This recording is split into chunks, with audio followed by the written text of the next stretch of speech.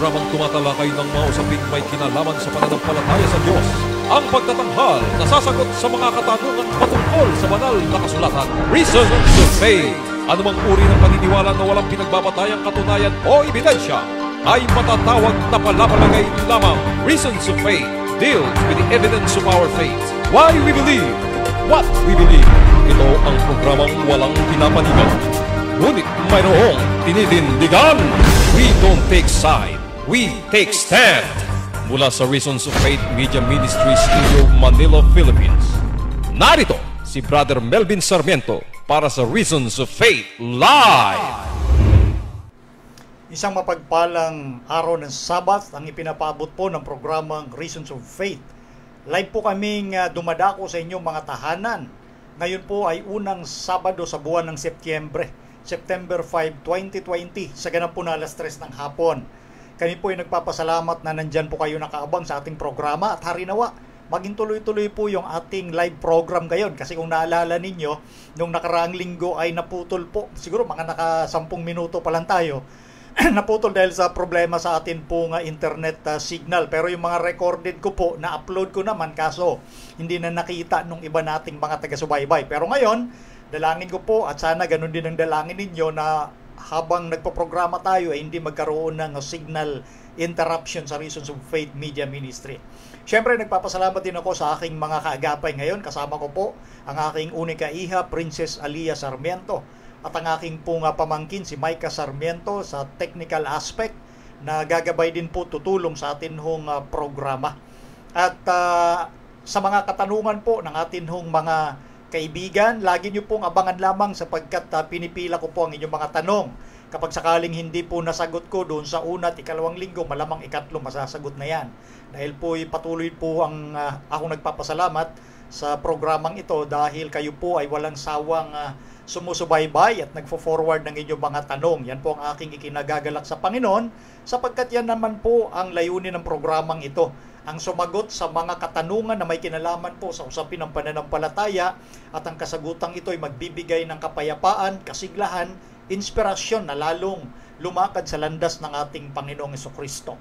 So yun po ang layunin ng ating programa. So ang gagawin po natin ngayon muli pagsagot sa inyong pong mga tanong na hindi maubos-ubos. Praise God, no? Ako po'y natutuwa, ha? Hindi po ako nagrereklamo dahil sa maraming tanong. Tuwang-tuwa po ako dahil sa maraming tanong. Yan po ang akin pong adhikain na patuloy kong gagampanan sa biyaya lamang ng Panginoon na ipagkaloob po ang kasagutan sa mga magaganda ninyong katanungan. Dahil yan ang concept ng programa Why we believe what we believe. Because faith without evidence is presumption. Ano man pong paniniwala o pananampalataya na sinasabi natin kung walang batayan, ebidensya, buhat sa Thus saith the Lord, o doon sa salita ng Panginoon, matatawag lamang nating palapalagay kung nagmumula lang sa kaalaman o karunungan ng tao, dapat po manggagaling sa salita ng ating Panginoon. Okay, so yan po ang ating ipaglilingkod sa inyo at bago po tayo manalangin para lubusan tayo magpasimula ng ating pagsagot sa mga katanungan, gusto ko pong patuloy na i-announce ito pong ongoing na po na ginagawa nating Reasons of Faith Bible Institute Season 4. Ongoing na po, kumbaga naka2 buwan na ho ito mula nung nagpasimula, kaya nga nakapag-upload ako nung nakaraan ng atin hong second lecture, yung lesson 2 ng ating Bible Institute na may kinalaman sa methodology on the study of the Bible, o methods of Bible study. Yan po yung lesson 2, and then sa mga estudyante po, yung season 2 and 3 na topics na hermeneutics matagal na hong nandun sa ating Google Classroom. So kaya meron ho tayong ginawa doon na sa lahat ng mga enrollees po, kinakailangan mapanood nyo kagad ang video at gumawa si Sister Lizelle ng atin hong assignment sa inyo. Yun po ay pinagawa natin na sa every last week ng buwan, sa huling linggo lagi ng buwan, ika-4 na Sunday yan o ika-5 Sunday, yun po yung regular na pag-upload ng ating lesson. So expected ko po, dahil nag-enroll po kayo mga Bible students, papanoorin nyo yan. Kaya nagbigay tayo ng palugit na 1 o 2 linggo. Pero 1 linggo yung nilagay ko at mabubura po yung mga video po doon. So doon sa mga humihingi ng extension dahil yung mga bagong estudyante sa season 4, yung kanilang bibigyan po kasi ninyo ng reaction paper. Ibig sabihin, yung napanood ninyo, explain po ninyo na may laman kung ano po ang inyong naunawaan doon dahil bahagi yan ng grading system. So may grading system po yung pagpanood ninyo at pag-explain ninyo ng inyong mga natutunan. So wag ninyo pong baliwalain. Kasi kapag lumipas, yung iba humingi ng extension. So pinagbibigyan naman natin doon sa ating mga video na na-upload. Pero hindi naman makatuwiran na lalagpas pa tayo ng 2 linggo dyan. Kasi nga, ang nilagay natin 1 linggo lang. Yung mga video doon sa classwork natin, 1 linggo lang yung binigay ko doon. Pero may nag-request, kung pwede, dahil sa iba't ibang kadahilanan, gawin ika na 2 weeks. Dahil may mga dahilan yung iba, pinagbibigyan natin yan. Pero maliban sa 2 linggo na yun, tapos na ho yan. So kaya nga yung ibang mga humahabol sa enrollees, tako po, matagal nang tapos, matagal nang sarado. So ibig sabihin kung talagang nanonood po kayo ng programang Reasons of Faith, dapat hindi ho kayo nawawala doon sa balita. No? Dahil lagi yan. Simula nung March, ngayon po ay September na. Bagamat nung March nga, hindi natuloy dahil sa pandemic, pero tuloy-tuloy yung aking announcement hanggang sa umabot ng ilang buwan, March, April, May, June, at July, awa ng Diyos, nagsimula tayo nung last Sunday. So, 4 na buwan yan. Tuloy-tuloy yung announcement natin. Ngayon, September na. So, pasensya sa mga humahabol. Wala na talaga yon. Kaya nga nakadalawang lesson na kami at baka maguluhan pa yung mga ating co-teachers doon na nag-aasikaso sa ating classwork dahil wala tayong definite deadline. No, nagkaroon po kami ng definite deadline. May mga extension ginawa at yun na po. Next, na lang, yung ibang humahabol. Next, Bible Institute, kung ano bang season yan, kung season 5 man yan, depende kasi darating na ang Panginoon. So, ina-expect ko na bago dumating ng season 5 yan, sana nandito na ang Panginoon. So, yun po yung aking announcement. At next, pakilagay may ka sa screen, yung Spirit of Prophecy series natin, sa sunod na Sabado second Sabbath. So, yan ay ating tatalakayin yung ating 5th episode. Yan po in cooperation ng Pasig Seventh-day Adventist Church. So, simultaneous ang broadcast niyan ng atin hong Spirit of Prophecy lecture series sa darating na Sabado, second Sabbath. So yan yung buong taon nating gagawin po yan. So lahat ng issue regarding kay Ellen White, sa Spirit of Prophecy, dyan po natin pinag-uusapan at sinasagot yung may kinalaman sa katanungan about the prophetess of the Seventh-day Adventist Church. So yun po yung atin hong announcement. At syempre, gusto ko pong basahin ito. Napakagandang i-forward sa akin ang mensaheng ito. Ngayon ko lang ito nabasa. No? Ngayon mismo ngayong oras dahil naging busy rin po tayo. Sa araw ng Sabat po, ministry po ang ating ginagawa. No? Kasama na dyan yung mga meeting sa church kasi po, meron din po akong pinagkalob sa aking katungkulan na dapat kong gampanan. So may mga meeting kaming ginawa. Kaya nga sabi ko, ngayon ko lang nababasa yung mga forwarded messages dito. Sabi rito, galing po ito sa atin pong followers ng ROF at yung kanyang kabiyak ay estudyante ko po sa ROF. Ito i-forward sa akin ni Brother Tardel Tanwatko. Babasahin ko po, humingi ako ng pahintulot sa kanya na basahin ko itong message niya. Sabi po rito, Happy Sabbath po, Bro Melvin. Kami nga po pala ni Judelyn. Ito si Judelyn Sakluti, no? Yung mga kaibigan po ni Brother Aldrin Hunsan. Yes. Nais po naming masayang ipaalam sa inyo na kami po ay nabautismohan na noong nakaraang Sabado sa Pasay Adventist Church sa pangunguna po ni Pastor Ronnie Almazan. Kasabay din po nito ang aming kasal sa NPUC sa tulong po ni Pastor Joel Sarmiento. Praise the Lord! Congratulations sa inyo, Brother Tardel at Sister Judelyn. Nagpapasalamat, lubos po kaming nagpapasalamat dahil sa programa po ninyong Reasons of Faith ay nagkaroon po kami ng mas malalim at patuloy na pag-aaral ng salita ng Diyos. Sa pagsubaybay po sa inyong programa ay nagkaroon kami ng kaalaman at rason sa aming pananampalataya. Nawa po ay patuloy na pagpalain ng Panginoon ang inyong ministry. Maraming salamat po, Brother Melvin. God bless. God bless lalo tigit sa inyong mag-asawa at praise God do talaga, sapagkat itong ating mga kapatid, alam nyo na, ikwento kasi ni Brother Aldrin ito, na itong magkasintahan pa lang noon, talagang kabisado nila yung doktrina ng Adventist. Kakapanood ng iba't iba nating programa, kasama na yung mga Hope Channel, 3ABN, at nitong huli, dahil kay Brother Aldrin, natuklasan nila ang Reasons of Faith. Ano ho? At yun nga po, ang kulang, sabi nga ni Brother Aldrin, ang kulang na lang sa magkasintahang ito, noon magkasintahan sila, ay yung bautismo. Kaya nga, doon sa aming Bible class, nag-enroll itong si Sister Judeline, bagamat hindi pa siya bautismado. Kasi nga ho, ang pamantayan sa Bible class dapat Adventist. Kaso, kabisado nitong kapatid yung doktrina ng Adventist, itong si Sister Judeline, maging yung sa sanctuary. Kaya nga meaning, kulang na lang sa kanila bautismo. Kaya tinanggap ko siya sa klase. Yun yung mga circumstantial na pinagbibigyan natin. At ngayon nga, ito yung pinorward nilang magandang mensahe na sila ay nabautismohan na, praise the Lord, purihin ang ating Panginoon, at sila din po ay ikinasal na rin. So, praise the Lord. Congratulations po sa inyong mag-asawa. At salamat sa inyong kaibigan na si Brother Aldrin na ginamit ng Panginoon para maging tulay na mapanood po ninyo yung atin hong programa at patuloy nga po silang sumusubaybay. So, praise God.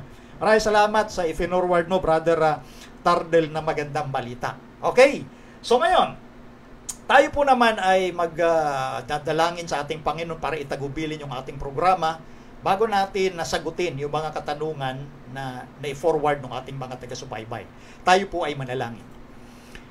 Ama naming Diyos, kami po ay nagpapasalamat na lubos dahil sa inyong kagandahang loob na muli ay binigyan kami ng magandang panahon at oras upang maisakatuparan ang pagtatanghal ng programang ito. Dalangin namin, O Diyos, na samahan kami ng inyong banal na Espiritu upang ang karunungang makalangit ang siya naming maging karunungan sa pagsagot sa mga katanungan ng aming mga kaibigan na magdulot naman ito ng kasiglahan sa kanilang pananampalataya, katatagan, at sila'y maging epektibong daluyan din ng pagpapala sa kanilang kapwa na sila'y magamit bilang kasangkapan na makilala kayo, Panginoon, sa pamamagitan ng pangangaral ng Ebanghelyo at maging sa buhay ng inyong mga lingkod.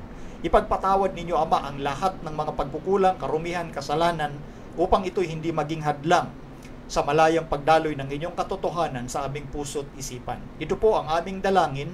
Maraming salamat sa inyong pagtugon, alang-alang na lahat sa pangalan ng Panginoong Hesus. Amen.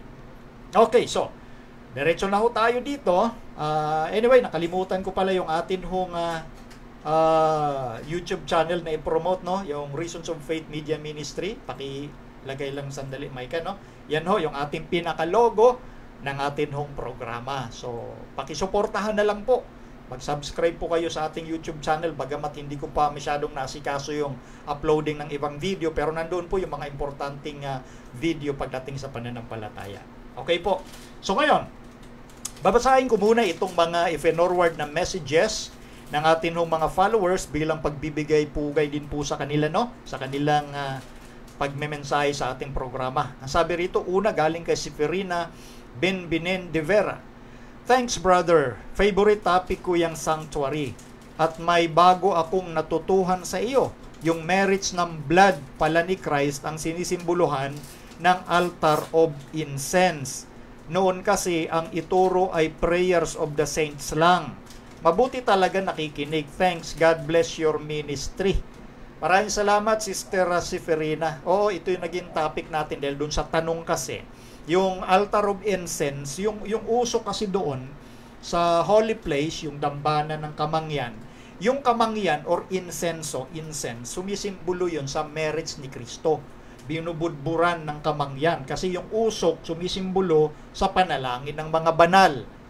Ito yung mga maling isipan ng iba nating kaibayo sa pananampalataya na para bagang dahil sa panalangin natin nakakarating yun sa Diyos. No, kaya nakakarating yun sa Diyos dahil kay Kristo, dahil doon sa symbol ng incense, yung mabangong kamangyan. Yun yung merits ni Kristo na sinasabi sa Efeso 5:2 na masarap na samyo ng amoy. Yun yung amoy na katanggap-tanggap sa Diyos. Kailanman tayong mga tao, hindi tayo masarap na samyo sa Diyos. Tayo po'y makasalanan. Pero nasasamyo lang tayo o naaamoy tayo ng Diyos dahil kay Kristo. Kaya yun ang simbol ng insenso. Yung usok na yun na pumapailan lang, simbolo ng panalangin ng mga banal, but without that incense, hindi makakarating yun sa trono ng Diyos. Ganun kahalaga ang pamamagitan ni Kristo sa ating mga makasalanan. Yun po ang dapat nating maintindihan. May mga kaibigan kasi tayo na iniisip, oy, si banal na ganito, si pastor na ganito, si ministrong ganito, si paring ganito, dahil sa kanya makakarating yung panalangin natin. Maling-mali po yun sa Biblia. Walang sino man tao dito na masarap ang samyo ng amoy sa pang-amoy ng Diyos, kundi dahil lamang wala nang iba kay Kristo Jesus. Ano ho, walang pinapaburang sino man tao ang Diyos. Lahat yun tinatanggap ng Diyos dahil kay Kristo. Okay po? Sige, kinomentaryuhan ko lang yon. Next, galing kay Dr. V. Ornopia. Thank you for the clear and interesting explanation. God bless. Praise God. Dr. V, as always, talagang supporter natin at tayo nagpapasalamat sa atin pong kapatid na laging sumusubaybay sa ating programa. Galing kay Joy Magpulong. Talagang napaka-interesting ang topic na tinalakay mo ngayon, Bro Melvin. God bless you always dahil na-bless ako at nawa sa lahat din. Ikaw nawa ay patuloy natatanggap ng makalangit na karunungan na ibinabahagi mo sa amin. Praise God. Sana lahat ho tayo talaga makatanggap, no? Basta ang tao'y bukal sa kanyang puso, nahingi ng karunungan sa Diyos, binibigay ng Diyos yan. Next. Galing kay Bonjour de Shea Arnaiz. Happy Sabbath everyone and to all viewers who are watching this amazing program. Wow, praise God. Amazing ang Panginoon, kapatid. So, ang ganda niyang profile pic niya, para siyang Arabo, no? Pero French yung dating ng basa ng pangalan niya, Bonjour. Next, galing kay Ma'am Janet Pagyo Ginawan. Happy Sabbath po. God bless ROF more and keep safe and healthy the whole crew and you, Bro Melvin Sarmiento. Salamat, Ma'am Janet, sa iyong i-forward na mensahe. Salamat dyan sa inyong malasakit, no? Na maging malusog ang crew. Ang crew ko po, pamilya ko, yan ang small group ko rito sa kasalukuyan. Kasi dahil sa ating pandemic, at least meron akong small group dito sa bahay. Galing kay Brother Arguelles Vernon. Mapagpalang araw ng Sabat sa iyo, Bro Melvin, team ng ROF at mga followers watching from Australia. God bless. Praise God and God bless you too, Brother Vernon.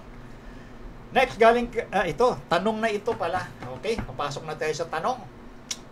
Ang tanong dyan, Maika, pakilagay, galing kay Ruben Flores. Ito yung mga nakaraan pa tong linggo, kaya sabi ko nakapila po ito, sana mapanood ng kapatid, no? Magandang hapon po, Bro Melvin. Ask ko lang po tungkol sa slaughter na magaganap sa bayan ng Diyos. Kung ito'y magaganap bago ang Mark of the Beast, bakit sinabi sa Last Day Events or LDE, page 139, kapag ipaiiral na ang batas ukol sa linggo, marami ang lalabas mula sa gitna natin. Pakipaliwanag lang po kung tama ba ang aking pagkaunawa. Maraming salamat. Maraming salamat din, Brother Ruben Flores.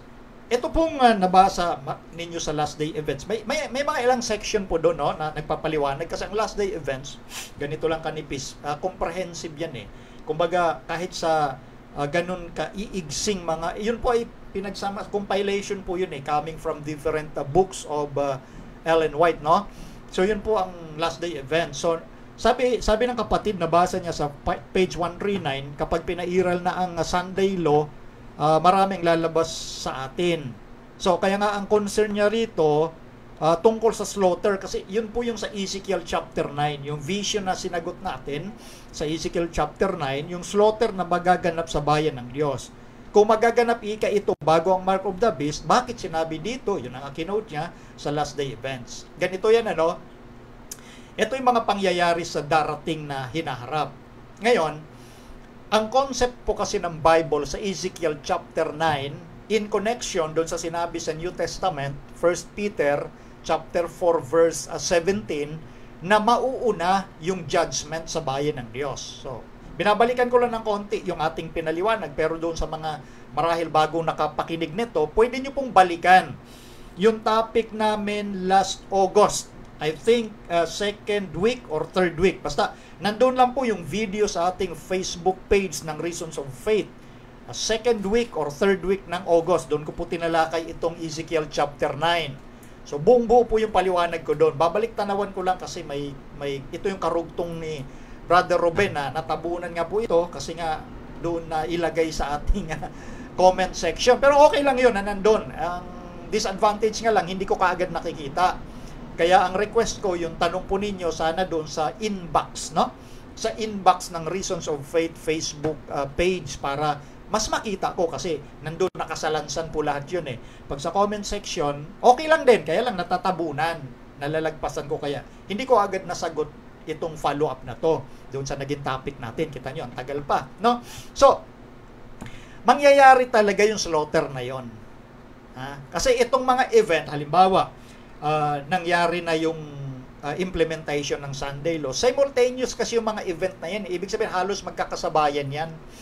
Halos magkakasabayan. Ngayon, ang intention ng sinabi natin na slaughter, yun ang sinabi kasi sa Ezekiel chapter 9. At yun in connection sa 1 Peter 4:17 na mauuna ang judgment o paghuhukom sa bayan ng Diyos, sa remnant church. Dito unahin ng Panginoon eh. Kaya may binanggit tayong first close of probation bago ang second close of probation or general close of probation na magaganap kapag ibinuhos na ang una doon sa huling 7 salot.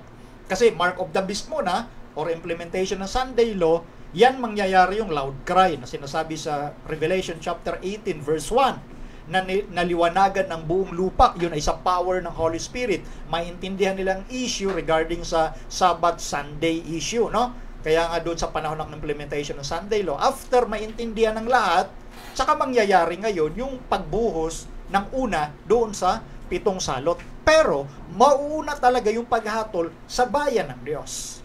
Sa bayan ng Diyos. Kaya ngayon slaughter o patayan sa Ezekiel chapter 9, papatayin yung mga walang tatak sa kanilang mga noo ng mga lingkod ng Diyos. Sa bayan ng Diyos, sa remnant. Pwede nyo pong balikan yung video na yon. Ngayon, gusto ko pong basahin yung quotation ng ating kapatid para maipaliwanag din ito, no? Na sinasabi ika sa Last Day Events, page 139. Ito po yung nakalagay sa Last Day Events. Page 139. Gusto ko pong ipapansin po sa inyo doon yung pangyayari, yung historical circumstance, kung ano yung nakasulat sa page 139. Pakilagay nga, Maika. Eto, simulan natin. In regard to the southern field, the work there must be done as wisely and carefully as possible. And it must be done in the manner in which Christ would work. The people will soon find out what you believe about Sunday and the Sabbath, for they will ask questions. Then you can tell them, but not in such a manner as to attract attention to your work. You need not cut short your work by yourself laboring on Sunday.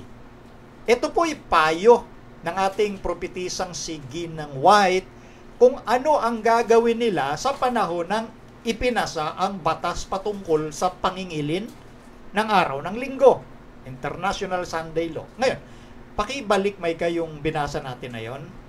Gusto ko pong ipapansin doon sa baba, eto yon. Eto ang historical background nito or circumstances. Sunday law enforcement was officially severe in the southern states in the United States in the 1880s and 1890s. Ayan yung mga source, no? Makikita ninyo. Yung sinulat pala na yon sa page 139, pwede mo nang tanggalin, Maika. Yung sinulat na yun sa page 139, ito pong nakalagay, mayroon pang iba, babasahin ko rin. May kinalaman ang historical circumstance, bakit sinulat ito? Kasi doon sa lugar ng southern states, malala noong ang Sunday Law na naganap noong 1880s and 1890s. Kasi nung kapanahunan pa ni Ellen White, no, isinulong na sa Kongreso ng Amerika yung Sunday Law. Isinulong na yun eh. At merong mga kapatid tayong naparusahan kasi nakita sila o nahuling nagtatrabaho sa araw ng linggo na dapat ay huwag magtrabaho. Yung iba ng mga kapatid, meron akong data dito eh. Pinakulong yung iba at yung iba nga namatay dun sa kulungan dahil lumabag sila sa batas ng linggo. Mayroon nang naganap noon, pero yun ang, kumbaga hindi pa yun ang pinaka-full eh. Kumbaga, yun yung parang konting pakawala ng hangin sa Revelation chapter 7. Hindi naman natuloy. Bakit? Yung implementation sa kabuuan. So naging mas malala lang doon sa mga lugar na nabanggit sa Amerika, in particular doon sa southern states na tinawag na Ellen White noong 1880s. Kasi ganito, yung isa sa ating mga leader noon like si Alonzo Jones, no? Si Alonzo Jones, nakipag-debate pa yan sa Congress ng Amerika na dapat ay hindi talaga dapat i-push ang batas sa buong mundo. Kumbaga, hindi gawin yan, ang batas tungkol sa linggo, kasi nilalabag mo yung karapatan mo pagdating sa pananampalataya na protektado ang bansang Amerika. Nasa Constitution nila yun eh. Yung First Amendment, iko-quote ko po uli. Ang sinasabi doon, Congress shall make no law respecting the establishment of religion or prohibiting the free exercise thereof. Yun ang nakasulat sa First Amendment. At yun ang kiniklaim noon ng mga kapatid natin sa panahon ni Ellen White, kagaya ni Alonzo Jones, nakipag-discuss sa Congress, nakipag-debate ho talaga doon eh. Dahil may isang senador doon na talagang pinipilit na itulak, tanggapin, isa batas ang Sunday law. Wala pa ngang, hindi pa nga talagang epektibo yung batas, may mga pinakulong na sila pinahirapan eh. Yun yung tinutukoy sa background na ito. Kaya ang payo ni Ellen White, kapag naisabatas na yan, huwag naman ninyong ipakita na gumagawa kayo ng araw ng linggo. Hindi naman na tumigil ka sa pagtrabaho, umaayon ka na sa batas ng linggo. Yun ang ipinapayo ni Ellen White. Walang kinalaman ito doon sa talagang full blast, yung mangyayari sa panahong ating kinakaharap. Di natin alam kung kailan yon, pero yung mga tanda nangyayari na. At ako'y naniniwala na malapit na mangyari yon. Wala lang tayong petsa. So yung sinulat na ito sa page 139, may kinalaman ito sa dati na gusto sana noon pang kapanahonan ni Ellen White, itulak yung International Sunday Law. Napigilan yun dahil una, nagkaisa din yung ating mga kapatid. Maliban kay Alonzo Jones, naglabas sila ng nasa 300 tracts, yung mga babasahin, regarding dyan sa pagyurak ng karapatan mo pagdating sa usapin ng pananampalataya, whereas protected ika tayo ng konstitusyon natin. Speaking ito sa mga Amerikano noon. Sa time na yon ang pinag-uusapan ito. So, yun po yung naganap. So, yung mga Adventist noong kapanahunang ito, 1880s to 1890s, maaalab sa pananampalataya. Kaya nga, ang nangyari dito, parang si Satanas, kumbaga, parang hindi ako magtatagumpay dito sa bayan ng Diyos kasi mga sila mga mainit sa pananampalataya Nilabanan pa nila sa Kongreso yung panukala niyang Sunday Law. So kaya hindi natuloy yun Hindi natuloy Yun yung kumbaga, kaya nga sinasabi natin, parang ipinaramdam noon, nung kapanahunan nila Ellen White, yung bugso ng 4 na hangin na pinipigilan ng 4 na anghel na nakatala sa Apokalipsis, Kapitulo 7, mula talatang 1 hanggang 3. Na pinipigilan ng 4 na anghel, ang 4 na hangin. At pinapakita doon sa puntong yun na ang Diyos pa rin ang may control ng lahat. Ang Diyos ang nakakaalam. Kaya wag magpanik yung mga kapatid natin. Mangyayari naman talaga yan pero wag kayo magpanik na para bagang, nagmi-meeting na ika yung Pope. Talagang matagal na nilang pinag-usapan yan. Nagmi-meeting na ika yung mga leader sa buong mundo para itulak ang Sunday Law sa ganitong petsa. Mali. Mangyayari yan. Ang Diyos ang may control kung kailan niya papakawalan yung 4 na hangin na yun na sumisimbolo sa kaguluhan na magaganap dahil sa implementation ng International Sunday Law. Sa atin ng mga kapatid, mga kaibigan na nanonood marahil ngayon, naririnig ninyo mga Sunday Law, tandaan po ninyo, uunahin ko na, and then malalaman nyo na lang yan. Sa panahon na maganap yon, kapag ipinatupad ang National Sunday Law, yuyurakan yung karapatan ng bawat isa na sampalatayanan, gawin, paniwalaan yung gusto niyang gawin. Dahil ididikta ng gobyerno sa buong mundo kung ano ang dapat mong susundin. At yan po ang mark of the beast. Sa ngayon, wala pa yung mark of the beast. Yung mga nangingilin ngayon ng linggo, wala pang tatak yan. Darating pa lang yan. So, maaaring sa ngayon, hindi po kayo naniniwala sa usaping ito dahil pang Adventist lang ika yan. Pero ang aking paanyaya sa inyo, pag dumating na ang araw na yon, tandaan yung mabuti. Yan ang mark of the beast. Ang implementation ng International Sunday Law. Yan ang tatak ng hayop sa Biblia. Dahil yan ay counterfeit o huwad na sabat. Ang sabat ng Biblia, ang sabat ng Diyos, 7 araw, whereas natawag dyan sa panahon natin ngayon, araw ng Sabado, Saturday. Yan ang 7 araw na sabat sa Biblia. Pinalitan yan ng pangingilin ng linggo sa pangunguna ng kapapahan. At yan naman ang kinagisnan na ngayon ng lahat ng mga mananampalataya halos, no? So, kapag isinabatas yung Sunday law at ang gagawing dahilan para magkaisa tayong lahat kasi ito may mga nagaganap na pandemic para nag-aalburuto na yung environment. So gagamitin yung issue ng environment, gagamitin ang issue ng tinatawag na pandemya, katulad ngayon yung COVID crisis, para magkaisa ang lahat. At ngayon, obvious naman talaga na nagkakaisa ang lahat ng leader sa buong mundo para malabanan itong pandemic. At tama naman na labanan ang pandemya. Pero ang punto natin dito, manipulative processes ito, pumapasok na tayo sa manipulative processes para ang tao'y mahanda na pag dumating yung pagkasakatuparan ng pagsasabatas ng International Sunday Law, ang isipan ng lahat nagkaisa na tama lang yan para mapigilan ang abnormalidad ng ating sanglibutan. Magkaisa ang lahat ng tao. So ang hindi makikipagkaisa dyan, lalabas kontrabida kasi hindi kayo nakikiisa sa pinagkaisahang batas pang buong mundo para sa kapakanan ng higit na nakararami. At yan yung tinalakay nating social contract theory. Pag sinabing social contract theory or political contract, sa video ko dati yan, matagal na, tinalakay ko yan, pwede nyo hanapin dyan sa Facebook page ng ROF, makikita nyo mga principle na yon. Pag sinabing social contract or political contract, yung pinapaboran yan ay yung karapatan ika para mabuhay ng higit na nakararami. Majority. Kung nasa minority ka lang, i-give up mo na yung kokonti mong natitirang karapatan. Yan po yon. So pinagpapauna ko na, hinabaan ko lang itong portion na to, Brother Ruben, para maintindihan ng bawat isa sa atin yung pinag-uusapan. So ito ay noon pa to. Okay? Tuloy natin. Micah, pakilagay next. Ito ang payong karagdagan na Ellen White. Refraining from work on Sunday is not receiving the mark of the beast. In places where the opposition is so strong as to arouse persecution, if work is done on Sunday, let our brethren make that day an occasion to do genuine missionary work. Pansin niyo po yung payo ni Mrs. White.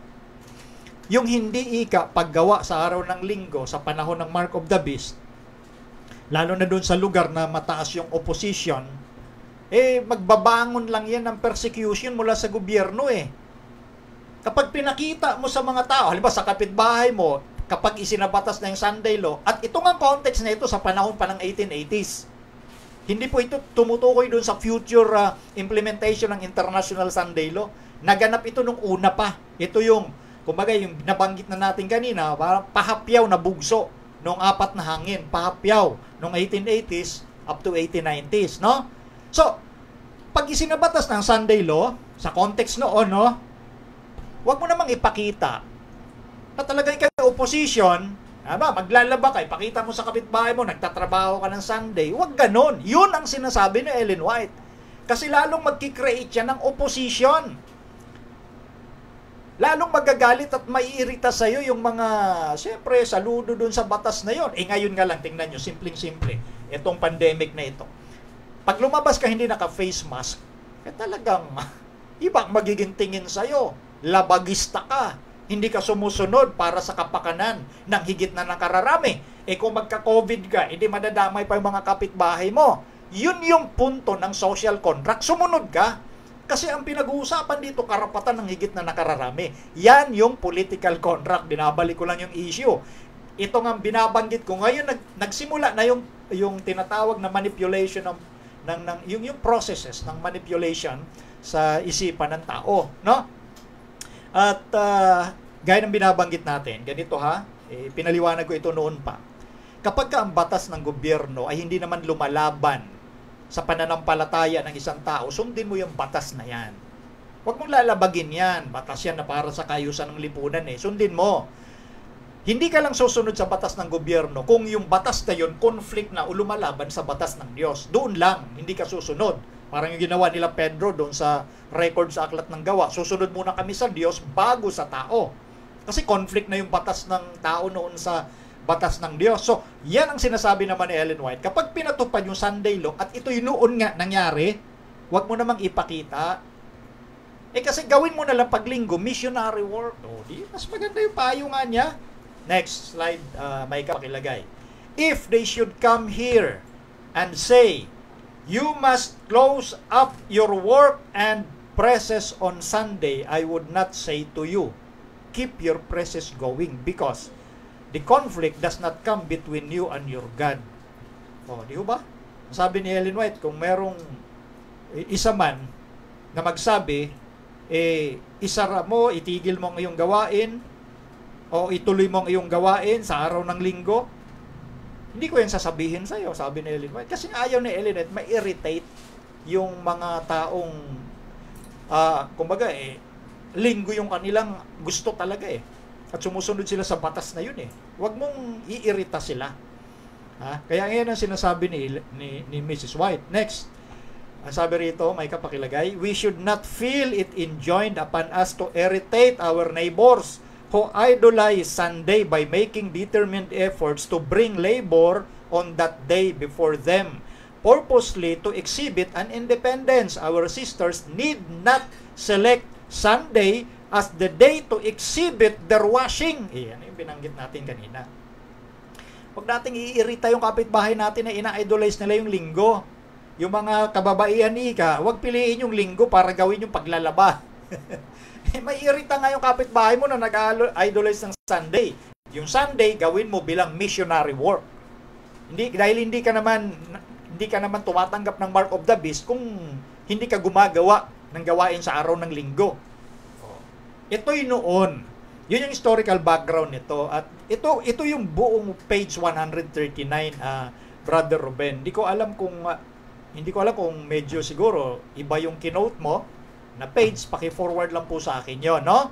Pero ang tiyak, ayon sa Biblia, Ezekiel chapter 9, 1 Peter 4:17, mauuna ang judgment sa bayan ng Diyos. So kung mauna nga sa atin, kaya nga sabi ni Ezekiel, kumbaga, nang hilakbot siya ron Basahin niyo po yung buong Ezekiel chapter 9, 11 verses lang naman yon. Nang hilakbot si Ezekiel, aba o Diyos, uubusin mo ba ang buong nalabi? Ano sabi ng Panginoon? Hindi, yung mga papatayin lang, yung walang tatak. Kasi ngayon, nasa pagitan na ho tayo ng 6th and 7th seal. Yung 7th seal, that is the second coming of Jesus. Yung itong time yung ika-6 na tatak, 6th seal, nangyari noon during sa heavenly phenomena.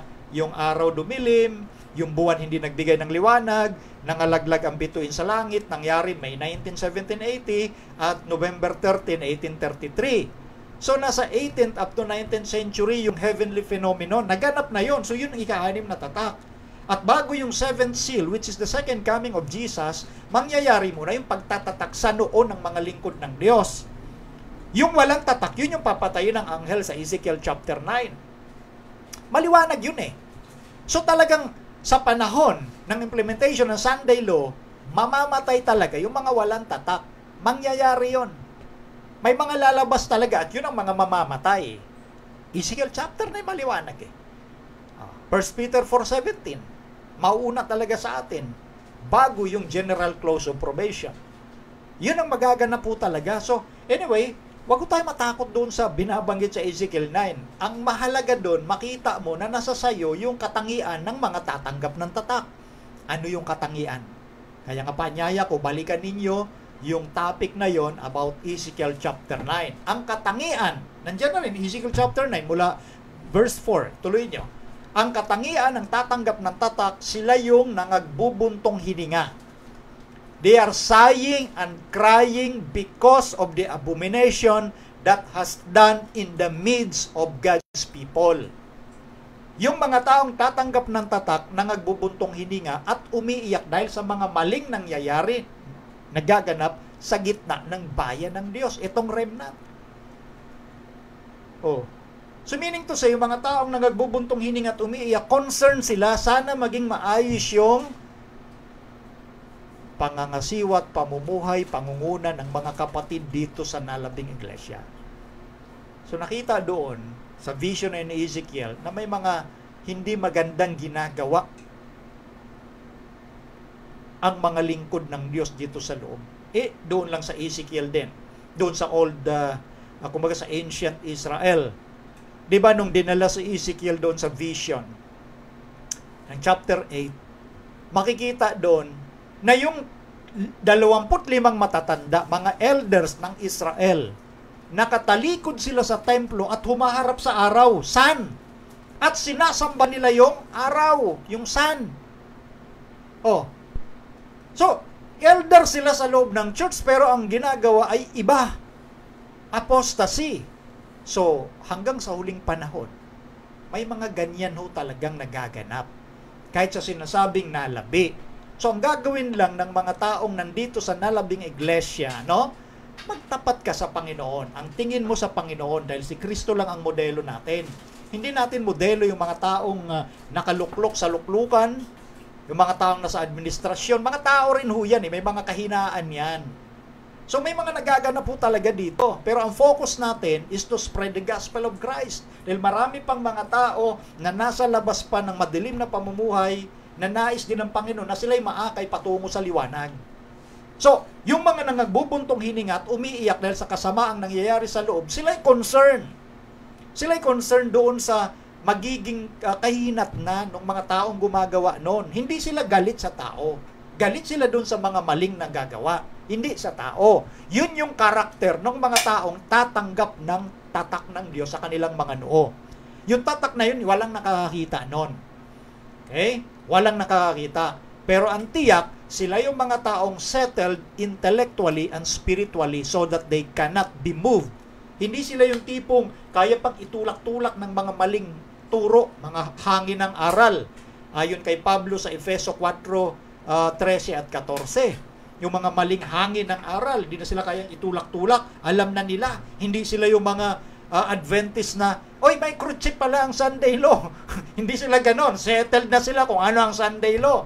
Hindi sila yung mga Adventist na nagsasabing yung vaccine from COVID, nandyan ilalagay yung mark of the beast. Hindi sila settled eh. Ang mark of the beast ng Bible is the implementation of Sunday law. So yung mga kapatid na hindi settle sa isyong yan, sila yung hindi makakatanggap ng tatak ng Diyos. Dahil ang tatanggap ng tatak, aside from their crying and sighing for the abomination that has done in the midst of the people, yung mga taong settled na. Alam na nila kung ano ang tayo nila kay Kristo at kung ano yung tingin nila sa mga nagaganap sa sanglibutan. Hindi sila yung mga Adventist na naniniwala na ang sleeping dragon ay ang China. Sa Revelation 13, gusto palitan nila yung Amerika eh. China na raw yun. Yan ho, yung ibig nating sabihin. So pinalawa ko lang ito, Brother Ruben, yung tanong mo. Next, Maika, galing kay Brother Jun Juyad. Good PM po, Brother Melvin. May tanong lang po ako. Ano po ang ibig sabihin sa Matthew 15:21 hanggang 28? Salamat sa sagot. Always watching your ministry, Reasons of Faith. Praise God, Brother June. Ano ibig sabihin daw? Basahin natin. Simulan ko na sa verse 22. Pakilagay, Maika. At narito, ang isang babaeng Kananeya na lumabas sa mga hangganang yaon at nagsisigaw na nagsasabi, kahabagan mo ako, O Panginoon, ikaw na anak ni David. Ang aking anak na babae ay pinahihirapang lubha ng isang demonyo. Next. Datapot siya ay sumagot at sinabi, hindi ako sinugo, kundi sa mga tupang nangaligaw sa bahay ni Israel. At siya ay sumagot at sinabi, hindi marapat na kunin ang tinapay sa mga anak at itapon sa mga aso. Next, datapot sinabi niya, oo, Panginoon, sapagkat ang mga aso man ay nagsisikain ng mga mumo na nangalalaglag mula sa dulang ng kanilang mga Panginoon. Verse 28, nang magkagayoy sumagot si Jesus at sinabi sa kanya, o babae, malaki ang pananampalataya mo, mangyari sa iyo ayon sa ibig mo, at gumaling ang kanyang anak mula sa oras na yaon. Ito yung tinatanong ni Brother June, ano daw bang ibig sabihin nito? Ito yan. Sinasabi dyan sa record ni Mateo na may isang babaeng Kananeya. So, ibig sabihin, pagano ang lahi nito. Canaanites ito eh. Ito yung kalaban ng bayang Israel. May marahil itong babae nakarinig doon sa mga milagrong ginagawa ng ating Panginoong Jesucristo. Bagamat sila ay pagano, Babaeng Kananea ang sinabi rito.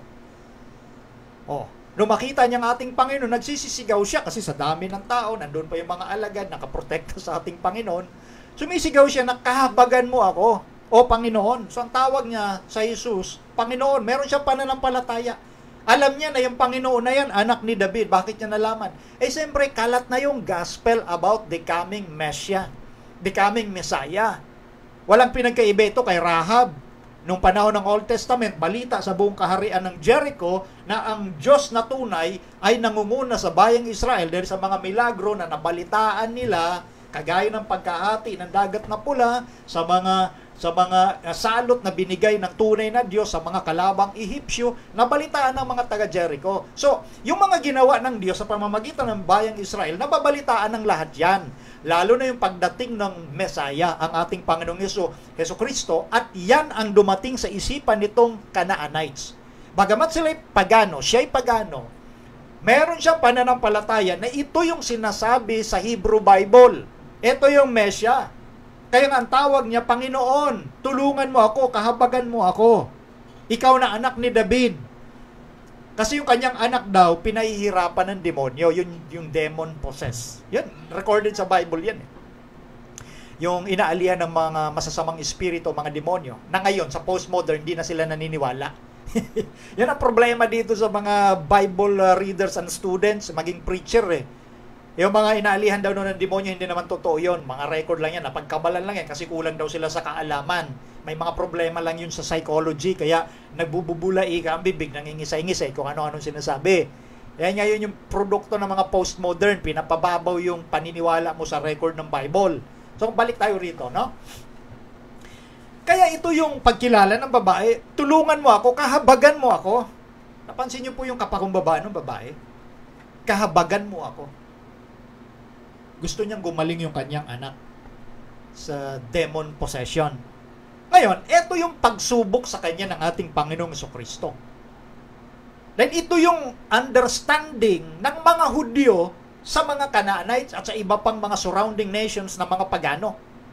Dito tinetest ng Panginoon, psychologically speaking, ang babae, pati yung mga kasama niyang kapwa niya Hudyo. Ang sabi ni Kristo nga rito, datapot siya sumagot, sinabi, hindi ako sinugo, kundi sa mga tupang nangaligaw sa bahay ni Israel. Meaning, yung Messiah, ito, test ni Kristo ito eh. Ako bilang Mesias, ang mission ko hindi para sa mga hindi Hudyo, kundi sa mga Hudyo lang. Yan yung ipinarating na pagsubok ni Kristo doon sa babae. Ako'y sinugo para tipunin ko yung mga Hudyong nangaligaw. Hindi ako naparito para tulungan ko yung mga kalaban ng mga Hudyo. Yan ang test ni Kristo. Okay? Ngayon, doon sa usapan nila, at dinagdag pa nga ni Kristo yung mabigat na salita. Ang mabigat na salitang ito, isipan po ito ng mga Hudyo.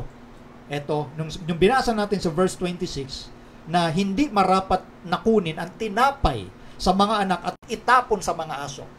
Ang mga Hudyo kasi, ang turing nila sa kanilang mga sarili, sila yung mga anak ng Diyos. Sa pamamagitan ng birthright, kung lahi ka ni Abraham, matik anak ka ng Diyos. Kung ikaw ay malusog na Hudyo, double portion mo sa Diyos, double blessing. Hudyo ka na, malusog ka pa, double blessing. Eh being Jew lang, blessing na kagad yun. Tapos, isa kang Hudyo, malusog ka, mayaman ka, triple blessing. Ganon yung understanding sa culture ng mga Hudyo. So para sa kanila, yung anak na tinuturing na binibigyan ng blessing o tinapay ng Diyos, sila lang yon. At ang sabi, hindi dapat itapon sa mga aso. Ang aso kasi, katawagan ng mga Hudyo yan. Di ba? Ang aso, sa Bible, especially sa Old Testament, tinuturing ng aso ay kabilang sa mga hindi ipinapakain dahil ang turing karumal-dumal nga. Dahil hindi silang umunguya at walang hati at bahak ang kanilang paa. So, ang turing ng mga Hudyo, sa mga hindi Hudyo, aso. At iba-iba pang mga katawagan sa mga karumal-dumal na hayop katulad ng sora, baboy. Ganon. So, karagdagang pagsubok ito ng Panginoon sa babae. Una, hindi ako naparito para sa inyong ibang lahi, maliban sa Hudyo. Pangalawa, yung blessing lang ay para sa Israel, hindi para sa inyo na mga aso, Gentile. O ngayon, ang sabi ng babae, na kumuha ng talagang pansin sa ating Panginoon. Doon sa binasa natin sa verse 27, ang sabi ng babae, ito yung pagtanggap niya ng umiiral na discrimination ng mga Hudyo sa mga hindi Hudyo.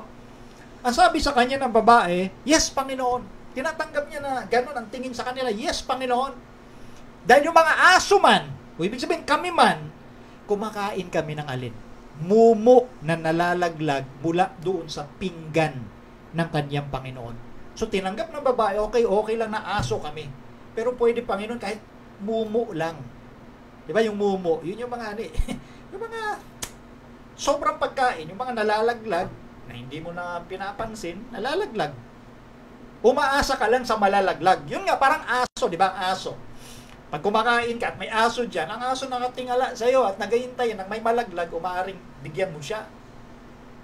Kaya tinatanggap ng babae, okay lang na maging aso. Pero Panginoon, aasa ako sa mumo. Wow.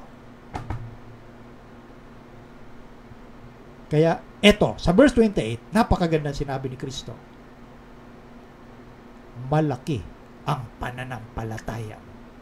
Kinomend niya yung babae. Kinomend niya ito at mula sa oras na yon, sa araw na yon, gumaling yung kanyang anak. Pinagaling ng Panginoon. Di ba? So ito nakita natin yung kabutihan ng Panginoong Hesus. Yung mga pagsubok na ginagawa niya. Hindi ibig sabihin nun, yun yung iniisip ni Kristo sa mga taong sinasabihan niya. Sinusubok niya yon at ipinaparating niya dito sa mga Hudyong ganon ang tingin sa ibang lahi. Na parang sila lang ang special sa Diyos. Ganon ang mga Hudyo. So yun ay pinaparating na usapan ni Kristo para maintindihan ng mga Hudyo yung kanilang tunay na kalagayan din sa harap ng Diyos. Parang yung kay Pedro nung binigyan ng panaginip ng Diyos sa mga gawa, Gis, na yung mga hayop na karumal-dumal bumababa doon sa kumot kasama ng malinis, marumi. Ang message ng Panginoon, inamin ni Pedro, na para sa aming mga Hudyo, hindi karapat dapat na lumapit kami o makipag-usap man lang o makisama sa mga taga-ibang bansa. Yun yung yun yung discrimination ng mga Hudyo. Yun yung kanilang pagmamalaki sa kanilang sarili na hindi kami pwedeng makipag-usap pag hindi Hudyo kasi marurumihan ang aming pagkatao. Ganon sila. Kaya nga ito pinapakita ng Panginoon, hindi abrupt naman yung ginagawa ni Kristo. Unti-unti yan. Ganon yung process nung tinatawag na pagbabago ng sight. Hindi agad-agad yan, lalo na sa nailatag na culture ng mga Hudyo. Unti-unti sila na kumbaga binabago ang isipan nila. Kaya nga si Kristo kapag nagsalita, marami pa akong dapat sabihin pero hindi nyo naman maintindihan. So unti-unti lang yon. So yun yung ibig sabihin dito, Brother June. Next, galing kay Brother Kevin Mercado. Bro, good evening. Ask ko lang about sa John 14:31. Ano po ang mga kautusan ng Diyos Ama kay Jesus? Salamat po at God bless sa ministry. Madami ako nalalaman at natututunan. Glory to God always. Amen. Glory to God, Brother Kevin. So, ano daw yung kautusan ng Diyos Ama kay Jesus? Basahin natin yung talatang binigay niya. John 14:31, datapwat upang maalaman ng sanglibutan na ako'y umiibig sa Ama. At ayon sa kautosang ibinigay sa akin ng Ama, ay gayon din ang aking ginagawa. Napansin niyo po yun?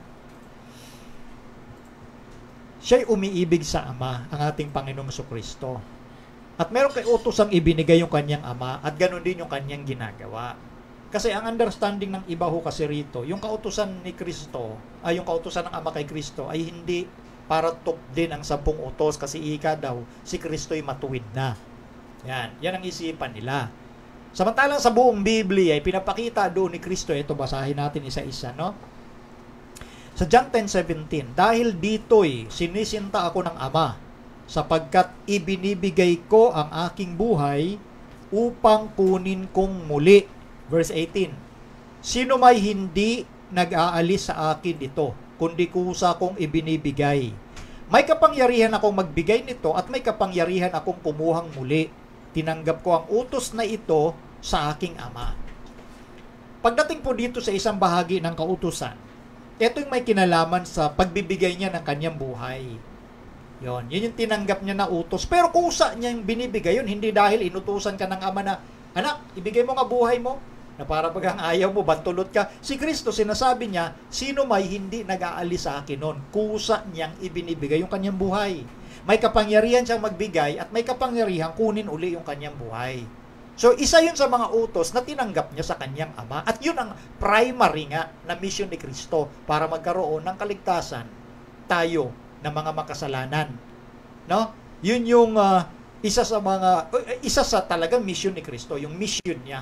At kasama siyempre sa mission, eto dahil ang tao nga, nagkasala sa Diyos. At ito yung psychological battle ni Satan na walang sino man tao na makakasunod sa kautusan ng Diyos. O kagaya, alala ko tuloy yung tanong nung nakaraan, may pastor daw na nagsabi, sa ibang samahan siyempre, may ibang pastor daw na nagsabi na walang makakasunod sa 10 utos.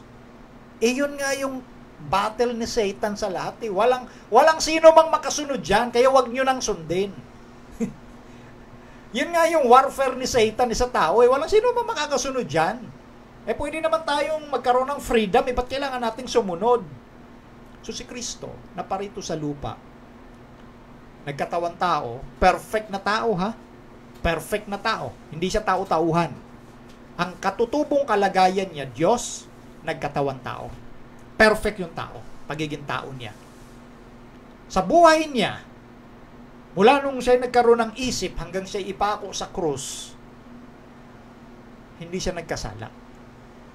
Ipinakita ni Kristo na merong tao na makakasunod sa kautusan ng Diyos kung siya'y nakadepende sa Diyos sa bawat araw, oras, minuto ng kanyang pamumuhay. Si Kristo lang nakagawa nun. So ipinapakita niya sa akusasyon ng kaaway na merong makakasunod sa kautusan ng Diyos sa kalagayan tao. Kaya nga si Kristo ang dakilang handog, alay para mabayaran yung ating kasalanan. Yung ating imperfection, si Kristo ang nagpuno nun. At kaya tayo, pinamamanikan ng Panginoon, kung ako'y inyong iniibig, tutuparin ninyo ang aking mga utos. Yun ang pamanik niya kasi si Kristo natupad niya yung utos ng kanyang Ama dahil sa kanyang pag-ibig sa kanyang Ama, sa kanyang total dependence on His Father. So, ipinakita ni Kristo yung halimbawa, pero tayo, wala na tayong magagawang perfection. Noong simulang nabago ang ating konsepto, ang ating pagkatao dahil sa dugo ni Kristo, doon na tayo may struggle na o-overcome. Pagtagumpayan yung ating mga kahinaan, doon nagsimula yung struggle. Ibig sabihin, gusto na nating sumunod sa Panginoon. At doon, madalas sa taong mananampalataya, bumabagsak. Pero ang hindi tinitingnan ng Diyos ang pagbagsak, ang tinitingnan ng Diyos yung iyong pagbangon. Kasi, yun ang panawagan ng Panginoon. Kung ang sino man ay magkasala, may tagapamagitan tayo sa Ama. Si Jesucristo ang matuwid. Yan ang nakatala sa unang Juan 2:1. Mumunti kong mga anak, huwag kayong magkasala. Ngunit kung ang sino man ay magkasala, may tagapamagitan tayo. Alam ni Kristo kahit mananampalataya na ikaw, mananampalataya kanya, darating ang punto na magtatagumpay kahit papaano si Satan sa'yo. Pero huwag mong tingnan ang iyong pagbagsak. Ang titingnan mo ay yung pagbangon. Dahil sinasabi yan sa aklat din ng Kawikaan, yung ikang matuwid, bumabagsak makapito. Proverbs o Kawikaan 24:16 nakalagay yan. Yung matuwid, bumabagsak makapito, 7 times. Pero yung masama, bumabagsak sa kasakunaan. Ang tanong doon, sino ang mas maraming pagbagsak o pagkabuwal? Yung masama o yung matuwid? Maraming beses bumabagsak. Hindi yung matuwid. Yung masama, isang beses lang bumagsak, diretso na sa kasakunaan Ang tanong dito, bakit madalas bumagsak yung masama? Yung matuwid. Bakit madalas siyang bumagsak? Kasi pilit siyang bumabangon. By God's grace, bumabangon siya. Babagsak uli. Pero bumabangon pa rin siya dahil nakikita niya yung pangako ng Diyos. 1 John 1:9. Diba? If we confess our sins, He is just and faithful to forgive us our sins and cleanse us from all unrighteousness. Kung ihahayag natin ang ating mga kasalanan, tapat at banal siya na tayo'y patatawarin at lilinisin sa lahat ng kalikuan. Yun kayo yung matuwid, mas maraming beses bumabagsak. Naniniwala siya na patatawarin siya ng Diyos dahil tuloy-tuloy yung kanya struggle. Taliwas ito doon sa mga tao na sinasadya yung kasalanan dahil alam niya patatawarin siya. Lalong hindi ka makakatayo. Dahil mahihilig ka sa paggawa ng kasalanan. Mapapansin mo na lang, para sa'yo, hindi na kasalanan ang kasalanan. Ganun yan psychological yan manipulative processes din ng kaaway. Ganun yon. So, kaya lang tayo napunta doon sa puntong yun. Dinudugtong ko lang kasi na si Kristo dahil sa kanyang pag-ibig sa Diyos, nakakasunod siya sa Diyos. So tayong mananampalataya, kung may pag-ibig tayo sa Diyos kay Kristo, if you love me, sabi ni Jesus, John 14:15, if you love me, keep my commandments. So ang pag-ibig ang nagsisilbing pinakapundasyon, kaya tayo sumusunod. Kung may pagmamahal ka sa Diyos, makakasunod ka at tutulungan ka ng Diyos. So, ang utos kay Kristo na dito ay ihandog niya yung kanyang sarili, kasama pati yung pagsunod sa mga utos ng Diyos. Yung Ten Commandments, kasama yun Tingnan nyo, Matthew 5:17. Pakilagay nga, Micah. Huwag ninyong isiping ako'y naparito upang sirain ang kautusan o ang mga propeta. Ako'y naparito hindi upang sirain, kundi upang ganapin. Maliwanag sinasabi dyan Si Kristo'y naparito hindi upang sirain yung kautusan at mga propeta. Yung nakasulat doon sa aklat na tinuturing natin ngayong Old Testament regarding sa kanyang sacrifice, sa lahat ng bagay. Naparito siya hindi para sirain kundi upang ganapin. Sa Grego, plero. Yung embodiment ng pagsunod, in-exemplify niya sa kanyang buhay. Meaning to say, yung buhay ni Kristo, ayon sa Gregong salitang plero, sa pagkagamit sa kanyang context, yung buhay ni Kristo malinis, dalisay, dahil siya'y masunurin sa kautusan ng Diyos ng kanyang Ama. Masunurin siya. Kaya nga sinunod sa verse 19. Pakilagay. Verse 19. Kaya't, ang sino mang sumuway sa isa sa kaliit-liitang mga utos na ito at ituro ang gayon sa mga tao, ay tatawaging kaliit-liitan sa kaharian ng langit, datapwat. Ang sino mang gumanap at ituro, ito'y tatawaging dakila sa kaharian ng langit. Kita nyo, kasama na tayo. Magkakasunod yung talatang yon. Mula Matthew 5 verse 17 up to 19 at sa 21 nga, inisa-isa yung laman ng kautusan. Huwag kang papatay, huwag kang mangangalunya. In-expound ng ating Panginoon. So yung sinunod niyang kautusan kasama doon ng 10 utos. Kaya sinasabi na niya, in-involve na niya lahat. Kaya't ang sino mang sumuway. Kung kautusan lang yun para sa kanyang pagkamatay, bakit niya in-involve lahat na ang sino mang sumuway? And then, in-example niya, yung ilan sa mga kautusan sa 10 utos, like huwag kang papatay, huwag kang mangangalunya, so on and so forth, and in-exemplify niya. At yun yung punto ng plero upang ganapin, exemplification sa kanyang buhay. Inihalimbawa ni Kristo yung tamang pagsunod, hindi sa letra, kundi sa espiritu ng kautusan. Hindi katulad ng mga Fariseyong Hudyo na masunurin sa letra, pero walang spirit kasi sila mga taong mapagmataas, mga taong kumbaga minamaliit yung kapwa nila tao, na sila lang yung malinis ang kanilang pagkatao. Ganyan mag-isip yung mga Fariseo. Kaya nga, yan yung nilalabanan ni Kristong katuwiran. Masamang katuwiran yan. Kaya kung ano yung katuwiran, ang inyong katuwiran, hindi hihigit sa katuwiran ng mga eskriba at Fariseo, sa anumang paraan, hindi kayo papasok sa kaharian ng langit. Kasi ang pagsunod, spiritual yan For the law is spiritual. Romans 7:14. The law is spiritual. Ang kautusan ng Diyos, spiritual yan. Kaya pinakita ni Kristo yung tamang pagsunod. Hindi yung pagmamayabang, hindi yung pagmamalaki. Malinis ang pagkatao ng ating Panginoon. Kaya't ang sino mang sumuway. So kasama doon, Brother Kevin, lahat. Hindi lang yung mission niya na mamatay. Kasi nga, ganito. Ang pwede lang pambayad ng kasalanan sa mga taong makasalanan ay yung taong hindi nagkasala. Ngayon, paano masasabi kung nagkasala ka o hindi? By definition of Bible, what is sin? Ano ang kasalanan? At sasabihin sa iyo ng Biblia, unang Juan 3:4, ang kasalanan ay ang paglabag sa kautusan. Sin is the transgression of the law. Meaning, doon yung logic dictates, the law of thinking dictates na si Kristo'y masunurin.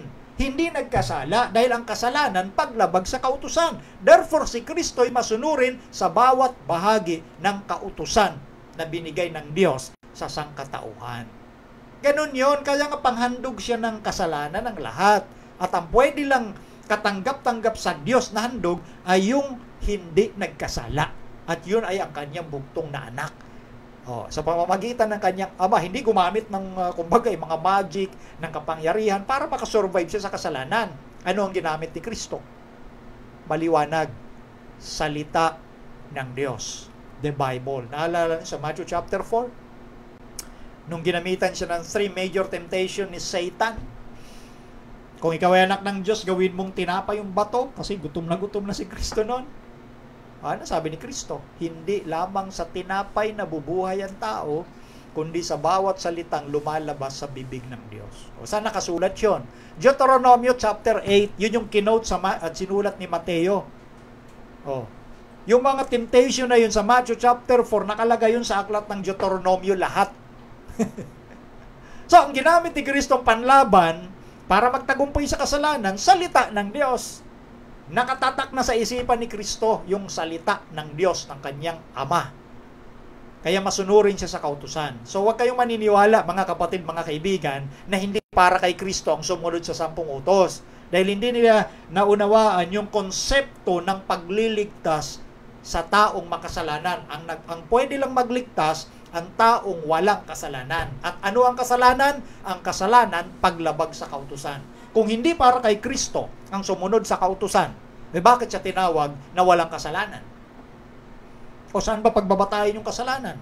Unang Juan 3:4. Yan ang basahin yung mabuti, mga kaibigan. No? Huwag kayong basta-basta magpapaniwala sa filosofiya ng tao na hindi para kay Kristo kasi banal na siya. Paano siya naging banal? Di ba? So, dumadaan sa proseso yon. Dumadaan sa proseso. At pinapakita lang ni Kristo yung halimbawa kung paano ang pagtatagumpay. Ang pagtatagumpay ay nakadepende ka lagi sa Diyos. Yung salita ng Diyos, ang laman ng isip mo. Pag dumating ang tukso, ito ang salita ng Diyos. Ito ang panlaban ko dyan. Yun yung masasabi na nating hindi sikreto. Hayag yun sa buhay ni Kristo. Okay? Yun yung mga kautosang sinusunod niya. Lahat. Dahil ang paglabag sa kautosan, kasalanan. Next question, may kapakilagay. Ito, galing kay Judel Saclute. Ito yung ating kapatid na bagong binyagan at bagong kasal. Congratulations again. Matagal ng tanong to. Ito yung minsan, natabunan Natabunan din ito kahit nandun na siya sa inbox, no? So, pasensya na, Sister Judel, no? Ito, good afternoon po, Brother Melvin. Pwede po bang paki-explain ang flow ng tithes mula sa local church patungo sa General Conference? At ano po ang pagkakaiba ng tithes at offerings base sa kung paano po ito ginagamit? Maraming salamat po. So, yung tinatanong ng ating pong kapatid, officially, yung bagong binyagan, yung pagkakaiba ng tithes and offerings, no? Anyway, yung buong panawagan ng Diyos dyan, yung utos nung nagkaroon ng bayang Israel, ay nasa Malakias Kapitulo 3 mula talatang 8 hanggang 10. Na dalhin niyo ang buong ika-10 bahagi at ang handog sa aking kamalig, no? So, ang tithe kasi, ito marami tayong mga talata sa Biblia diyan, pero gusto kong kumbaga dalhin sa inyo comprehensive, no, na mas matuhog natin yung punto ng pagkakaiba ng tithes and offerings. Yung ika-10 bahagi po kasi, una, Diyos ang nagtalaga niyan. Diyos ang nag-utos. Bago pa nagkaroon ng utos sa bayang Israel, naintindihan na yan ng mga patriarka kagaya ni Abraham. Dahil si Abraham, sinasabi sa Heneses, masunurin siya sa lahat ng kautusan ng Diyos, palatuntunan at mga utos. So alam ni Abraham, kaya sa Genesis 14:20, yung pari doon sa Salem na si Melchizedek, ibinigay ni Abraham yung ika-10 bahagi doon. No? So, yung principle ng tithe giving, understood na ng mga patriarka. Like Abraham, like Jacob doon sa Genesis 28 verse 20. Ang sabi ni Jacob, lahat ng ibibigay mo sa akin, meaning yung mga material, mga pagpapalang material, lahat ng mga bagay na ibibigay mo sa akin, walang pagsalaika ng ika-10 bahagi, ibabalik ko sa iyo. So, alam yon ng mga patriarka, no? Alam nila yung principle ng tithe giving. Understood yon. Inutos lang sa bayang Israel to remind them of their obligation to return the tithe. Alam nyo naman, ang bayang Israel, napaalipin yan sa Ehipto. So, yung culture for 400 years, more than 400 years, yung culture ng mga Hudyo, yung culture ng mga Egyptians, ang kanilang nagiging isipan na. Kaya nga, ang Israel nahilig sa pagsamba sa Diyos-Diyosan, di ba? Nung kasama pa nga nila si Moses, umakit lang si Moses at ibang elder doon sa bundok ng Sinai para makipag-usap sa Diyos, naiwan si Aaron. Nag-request na sila, wala tayong kasama, wala si Moses. Igawa tayo ng ating Diyos. Pinayagan ni Aaron, gumawa sila ng guyang baka na Diyos-Diyosan. So, nahawa kasi sila sa konsepto at paraan ng pagsamba ng Egyptian. So, kaya nga, dito, muling in-institute ng Diyos sa isipan at yung mga pagtuturo niya, kasama na itong tithes, no? Nasa pasimula, ginagawa na talaga yan ng mga lingkod ng Diyos. Ang po, ibinabalik natin yan sa Diyos. Hindi atin yan. Lumilitaw dito yung principle ng being steward. Tayo po yung mga katiwala ng Diyos. No? Katiwala niya tayo. Isipin nyo, 90% atin. Ang sinasabi ng Diyos, kanya 10%. Ano ang purpose nun? Mayaman ng Diyos yan nga gumawa ng lahat ng mga bagay. Sinasabi ng Biblia, langit lupa, sa Diyos yan. Mga ibon, mga hayop sa gubat, akin yan. Mga ginto. Bakit pa siya kailangan ng tithe? Kasi nga po, principle yan na dapat nating makita na tayo mga tao, simula nung nagkasala, sakim, selfish. Yung tithe, sa isang sentido, yan po yung nagsisilbing gamot sa pagiging makasarili ng tao. Na ipaunawa sa iyo na ikay katiwala ng Diyos dito sa lupa. 10% ibalik mo sa Diyos, hindi iyo yan. At ang sabi ng Diyos, ang hindi nagbabalik ng ikapo at mga handog, ang sabi ng Diyos, ninanakawan ninyo ako. At ang sabi, ang ginamit na Diyos doon na termino, sa salin ng English, robbery. Sa krimen ho kasi, meron tinatawag sa mga police station at theft and robbery section. Iba kasi yung meaning ng theft sa robbery. Pag sinabi kasing theft, although sa Tagalog, pag nanakaw din yon, pag sinabing theft, talikuran pag nanakaw. Halimbawa, tulog ka, pinasok ka nagnanakaw, kinuha yung iyong mga ari-arian, tawag doon theft. Okay? Walang malay yung ninakawan. Whereas yung robbery, harap-harapang ginagawa yan. Okay, mga hold up. Yan. Snatching, robbery yan. So magkaibang theft and robbery. Harap-harapan at walang alam yung ninakawan. Ang ginamit ng Diyos, robbery. Kapag di mo binalik yung tithe and offerings, robbery. Kasi wala naman tayong mapagtataguan sa harap ng Diyos So meaning, pag di mo binalik yan, harap-harapan mong ninanakawan ng Diyos. Yan. Mga principle yung sinasabi natin. Ang daming talatawa ko rito sa Biblia. Huwag malito yung iba ha. Huwag muna kayong dumako sa punto na ano yan, para lang yan sa mga pastor na matatakaw. Mali yon. Hindi totoo yon. Utos ng Diyos yan Utos ng Diyos dahil may mga principle behind na dapat lang natin intindihin sa context ng Bible from the Old down to the New Testament.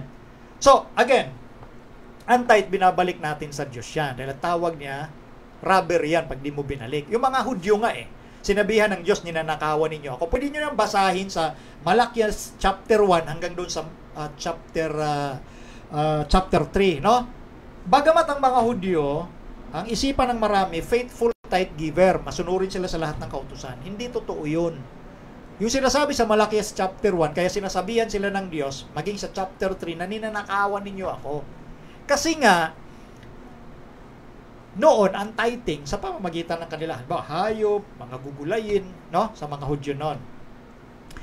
Ang mga Hudyo, nagbibigay sila ng ikapo nila, halimbawa sa hayop, ang binibigay nilang ikapo na mga alaga nilang hayop, yung mga may diferensya. Yung iba, bulag, pink, kaho.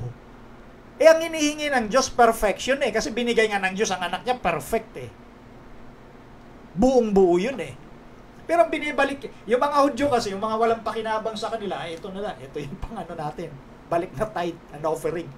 Basahin nyo yung buong chapters na yun. From chapter 1, makikita niyo yung sinasabi ko na nagbabalik sila ng ikaputandog. Pero may mga diferensya. Kaya sa harap ng Diyos, ninanakawan nyo pa rin ako dahil hindi nyo binibigay yung sinasabi ko. At yung tithes and offerings, hindi para sa Diyos. Una nga, gamot sa ating pagiging makasarili. Pangalawa, para umikot yung tinatawag na mga dapat magampanan, no, ng mga nagsusulong ng gawain ng Diyos. Nung una, sa panahon ng Israel, yung tribo ng Levites, walang sweldo yan. So, ang kanilang focus ay doon sa gawain sa sanctuary, paglilingkod sa Diyos. Wala din silang mana. Kaya yung tithe, doon dinadala sa kanila para magsilbing kanilang pinagkukunan din ng kabuhayan. At ang tithes na yun, nagta-tithes din itong mga Levites, nagbabalik ng ikapo. So, yun yung principle behind sa tithe giving. Para umikot yung gawain ng Panginoon, hindi para sa Diyos yan. Una, gamot sa ating pagiging makasarili. Pangalawa, para sa gawain ng Panginoon. Katulad ngayon, yung ating mga ministro na bawal na mag-sideline. Nakafocus ka lang dyan sa ministry mo. Bawal yung mga businesses na yan. Kasi nakafocus ka lang dyan dapat sa ministry mo. Kasi tinawag ka dyan, ordinado ka ng Diyos. So yung tithe para dyan sa mga nakafocus dyan. Hindi kasama yung mga layman ha. Ako layman din po, pero ang ibinibuhay ko, sarili kong pinagpaguran. So wag ipagkamali ng iba na dapat lahat ibigyan din ng tithes kasi gumagawa din sila, hindi ganon. May proseso, mayroong panuntunan ang ating iglesia. Nasa kaayusan nito eh. So kung gusto mga sweldoan ng administration, pumasok ang pastor, mag-aral ka at hintayin mo maordinahan ka para swelduhan ka. Ganun yon. So, hindi para sa lahat yan. Porket layman ka, dapat bayaran ka ng ating conference. No? Hindi ganun yon. Naintindihan natin yan. Doon lang sa mga iba natin kasi, medyo masyadong maalab lang sa kanilang puso na dapat din daw silang bigyan kasi lang ang trabaho nila. Hindi, magpastor ka para swelduhan ka. Or kung di, magtrabaho ka. Dahil si Pablo nagtatrabaho yan. Kahit ministro ng Panginoon niya, nagtatrabaho yan. Hindi umaasa yan ang kanyang ikabubuhay sa kapatiran. Hiyang-hiya si Pablo dyan. Kaya iba nating mga kapatid, no? Mahiya ho kayo pag inaasa ninyo yung kinakain ninyo, yung ibinubuhay ninyo sa mga kapatiran, mahiya ho kayo. Ang sinuswelduhan lang dito, mga ministro at yung mga guro na nagtatrabaho sa ating admin, no? So, diyan na pupunta yung tithes, Sister Judeline, no? Diyan na pupunta. Ngayon, ano naman yung offerings? Ang offering ho kasi, diyan ka magpapasimulang magbibigay. Magbabalik. Magbibigay. Sensya na, na-confused. Ang tithe ho kasi, binabalik mo yung hindi sa'yo. Hindi ka nagbibigay ng tithes, ibinabalik mo kasi requirement ng Panginoon yon. Nabanggit ko na sa inyo yung purpose nun. Ang tithe, hindi rin ho yan pang pagawa ng church. Hindi rin yan pang pasweldo sa layman. Dadalhin yan sa local church. Yung tithe, yun yung tinatanong ni Sister Judeline, no? Matapos daling sa local church ng local members, dadalhin ng sa ating local conference, sa ating nasasakupan na ang dyan, Central Luzon. Doon dadalhin. Okay? Matapos madala sa Central Luzon, merong sila mga portion dyan na dadalhin din sa iba pa nating mga mission. SSD, hanggang sa makarating yung ibang portion sa ating General Conference. So, yan yung process na umiikot from local church to local conference hanggang sa mission at hanggang sa General Conference. So, yung binibigay mo halimbawang 10 piso, nakakarating yan hanggang sa General Conference, sa World Church. Ngayon, balikan natin yung offering. Ang offering ho kasi, dyan ka palang magbibigay. Sa natira mong 90%, dyan ka magpapasya magkano yung ibibigay ko para sa Panginoon. Yun yun. So sana yung pagbibigay natin in proportion doon sa atin pong remaining. In proportion. Naka-proportion. Pag sinabing proportion, parang ganito. Halimbawa, kumita ka ng maganda-ganda. Ito, exaggeration lang ito ha. Although, siyempre, yung iba kumikita naman talaga ng ganon. Sabihin natin, kumita ka ng kalahating milyon sa isang buwan. Exaggeration para sa atin yon. Pero sa mga mayayaman, simpleng bagay yon. Dumi sa kuko lang yon. Kalahating milyon sa isang buwan. Okay, so binalik mo ngayon yung tithes. Yung tithe na nabalik mo na sa Panginoon. Yung remaining na 90% mo, doon ka magbabase ngayon ng iyong offering. So, Eto ngayon ang isipin natin, makatotohanan ba o makatuwiran ba? Sa remaining mong hundreds of thousand, magbibigay ka ng offering na 1,000. Yun. Di ba? Magbibigay ka ba ng offering na 2,000 sa natitira mong hundreds of thousand? So, magpapasya ka in proportion. Wala naman dinidiktahan dito. Dito kanya-kanya. At wala ring auditing ang sa Seventh-day Adventist. Hindi ino-audit yan. No? So, diyan magsisimula yung pagbibigay mo ayon sa pasya ng puso. Yung binabanggit sa 2 Korinto 9:7, yung pasya ng puso, yun may kinalaman yun, syempre, doon sa iyong pag-o-offering. Kasi yung tithes, hindi pasya ng puso yan. Pasya ng Diyos yan. Utos ng Diyos yan. Diyan nililito ng ibang preacher na hindi na kailangan ng po kasi ang kapalit niyan yung pasya ng puso doon sa 2 Korinto 9:7. O kita nyo? Pinalitan yung pasya ng Diyos sa pasya ng uso ng tao. Dapat pasya ng Diyos, hindi pasya ng uso mo. Pasya ng Diyos ang ikapo. Yung pagbibigay ayon sa puso, noon pa yan. Sa Old Testament, nakalagay na yan eh. Hindi yan kapalit ng ikapo. At maging yung tithe sa New Testament, tuloy-tuloy yan na sinasabi ni Kristo. Matthew chapter 23 verse 23, Luke 11:42, tuloy-tuloy ang tithe giving dahil yung process nga ng pag-spread ng gospel within our means na ginagamit din ng Diyos yan, hindi para sa Kanya, kundi sa atin din at gamutin yung ating pagiging mga makasarili at hindi pagbubukas palad ng ating mga kamay. Di ba? Parang sanggol. Ewan ko, may nakita na kayong sanggol nung pinanganak, nakabukas yung palad. Di ba? Ang sanggol na pinapanganak, nakakuyom ang palad niyan. Symbol ng ating pagiging makasarili. Kaya ngayong bata, tinuturuan mo, simula magkaisip siya na magbigay, maging faithful giver, maging matulungin sa kapwa. Kasi yun ang Diyos. Yung mga means niya, yung mga material things, hindi lang para sa atin yan, para makinabang din yung kapwa. So sa offerings, ganon. Ngayon, in particular sa pagpapagawa ng, yun yung offering, no?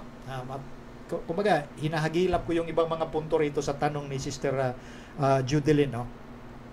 Ang tithes hindi pang paggawa ng church, ang tithes hindi pang pasweldo sa layman, sa pastor lang yan, sa mga gumagawa sa administration, sa function. Yung offering, dyan manggagaling yung, kunyari, ipapagawa natin sa ating local church buildings, o anumang pangangailangan, doon kukunin yon sa offering na nalikom sa church. At yun ay nakatala lahat yun. Hindi yun yung tipong may mga nawawalang kumbaga amount doon. Yun ang well audited, naka-audit lahat yon. Yung mga offerings sa church, nakalista yon.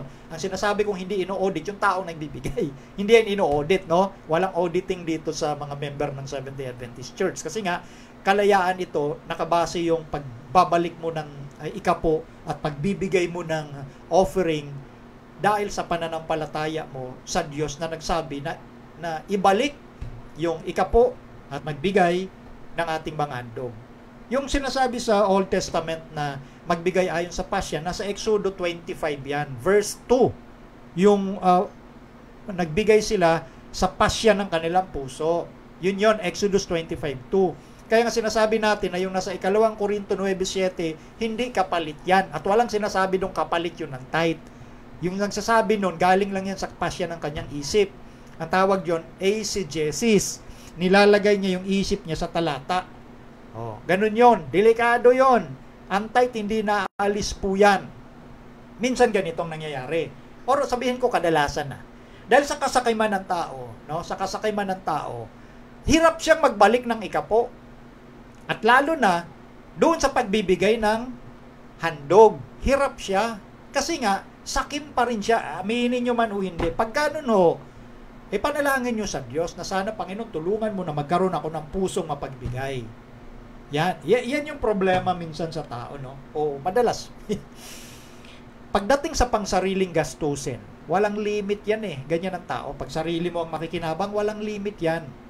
Pero pag pinag-usapan na yung contribution sa church, yung tulungan mo yung mga nangangailangan sa church, limitado yan. Titipirin pa yan. Ganun yan.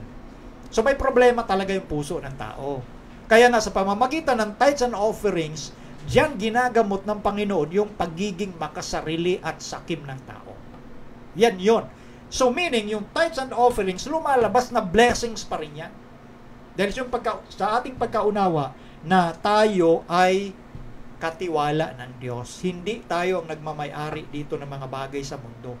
Deuteronomio 8:17-18. Maging yung ating lakas. Diba yung iba? Hindi, pinagpaguran ko yan eh. Ako ang naghirap dyan eh. Kaya mo kinita yan, ayon sa Deuteronomio 8:17-18, binigyan ka ng Diyos ng lakas. So parangalan mo ang Diyos dahil sa iyong mga material na kinita. At para maparangalan mo dahil sa ikapo at malalayang handog. So, Sister Judilyn, yung handog or offerings, dyan ginagamit sa ating mga local church. Sa pagpapagawa, anumang mga gagastusin sa evangelistic processes, diyan kinukuha yan. Yung tithes, hindi talaga ginagalaw yan. Kapag pinakialaman ng miyembro ng church ang kanilang tithes, panguunahan nila kung saan dadalhin, kasalanan sa Diyos yan. Pagnanakaw yan. So, ang tithe, tandaan natin, sa Diyos yan. Huwag kang, kumbaga, yung tipong ng hinayang, manghihinayang, sa Diyos yan eh. O ngayon, dadagdag ko na rin ito. Yung iba kasi, nagbabase ng kanilang tithe sa net. Kasi may tinatawag na gross and net. Kasi ganito ang isipan ng iba nga. Kasi nga, ito yung aking gross, binawasan na yan ng buwis ng ating gobyerno, mayroon pa akong babayarang upa sa bahay, babayarang tubig, kuryente, bigas. So, wala nang matitira, ika. So, paano yun? So, doon na lang ako magbabase ng tithe sa net. Meaning, ibabawas ko muna lahat ng gastos and then, sa net ka magbabatay. Para halimbawa, sumuweldo ka ng 10,000 per month, binawas mo na lahat, natira na lang 2,000. So, ang tithe mo na lang ngayon, 200. Ganyan yung iba. Mali yun. Sa biblical principle, ang tithe ho kasi sa gross mo. Kasi nga sabi ni Kristo, ibigay kay Cesar ang kay Cesar yung buwis at ibigay sa Diyos ang sa Diyos. Isipin mo. Yung gobyerno ng lupa, binigyan mo ng buo. Anyway, sila naman, kumbaga, babawasin na sa iyo yan. Hindi mo naman binigay. Bawas na talaga agad sa iyo yan. So, ang punto ko lang ganito. Yung gobyerno sa lupa, tatanggap nung tax mo sa gross mo. Samantalang yung Diyos na nagmamay-ari ng gobyerno sa lupa, sa net mo pagbabatayan. Sipin yung mabuti ho yun. So, ang mananampalatayang may prinsipyo, magtitiwala siya sa Diyos. Bakit? Hamon ng Diyos yan. Malakias chapter 3 verse 10. May hamon ng Diyos, ibubuhos ko ika ang pagpapala ng langit na wala kang sapat na silid na kalalagyan. Hamon ng Diyos yun eh. So marahil ngayon hirap ka sa iyong pagtatay dahil sa mga nabanggit na mga circumstances. Ang payo ko, subukin mo ang Diyos. Subukin mo. Hindi ka magkukulang, kapatid, kaibigan. Hindi ka magkukulang. Problema kasi sa tao, kaya madalas magkulang. May problema kung minsan sa iyong relasyon sa Diyos. No? Yun yung tuwirang sinasabi ko. No? Kaya nga ang panawagan lagi ng Biblia, 2 Korinto 13:5, saliksikin natin ang ating mga sarili kung tayo'y sa Diyos pa talaga. Kasi baka hindi mo alam, hindi na maganda yung relasyon mo sa Diyos, kaya ka nagkakaganyan. Kaya nga ang payo, saliksikin mo. Saliksikin mo. At magbigay ka ng sa Diyos, ng challenge.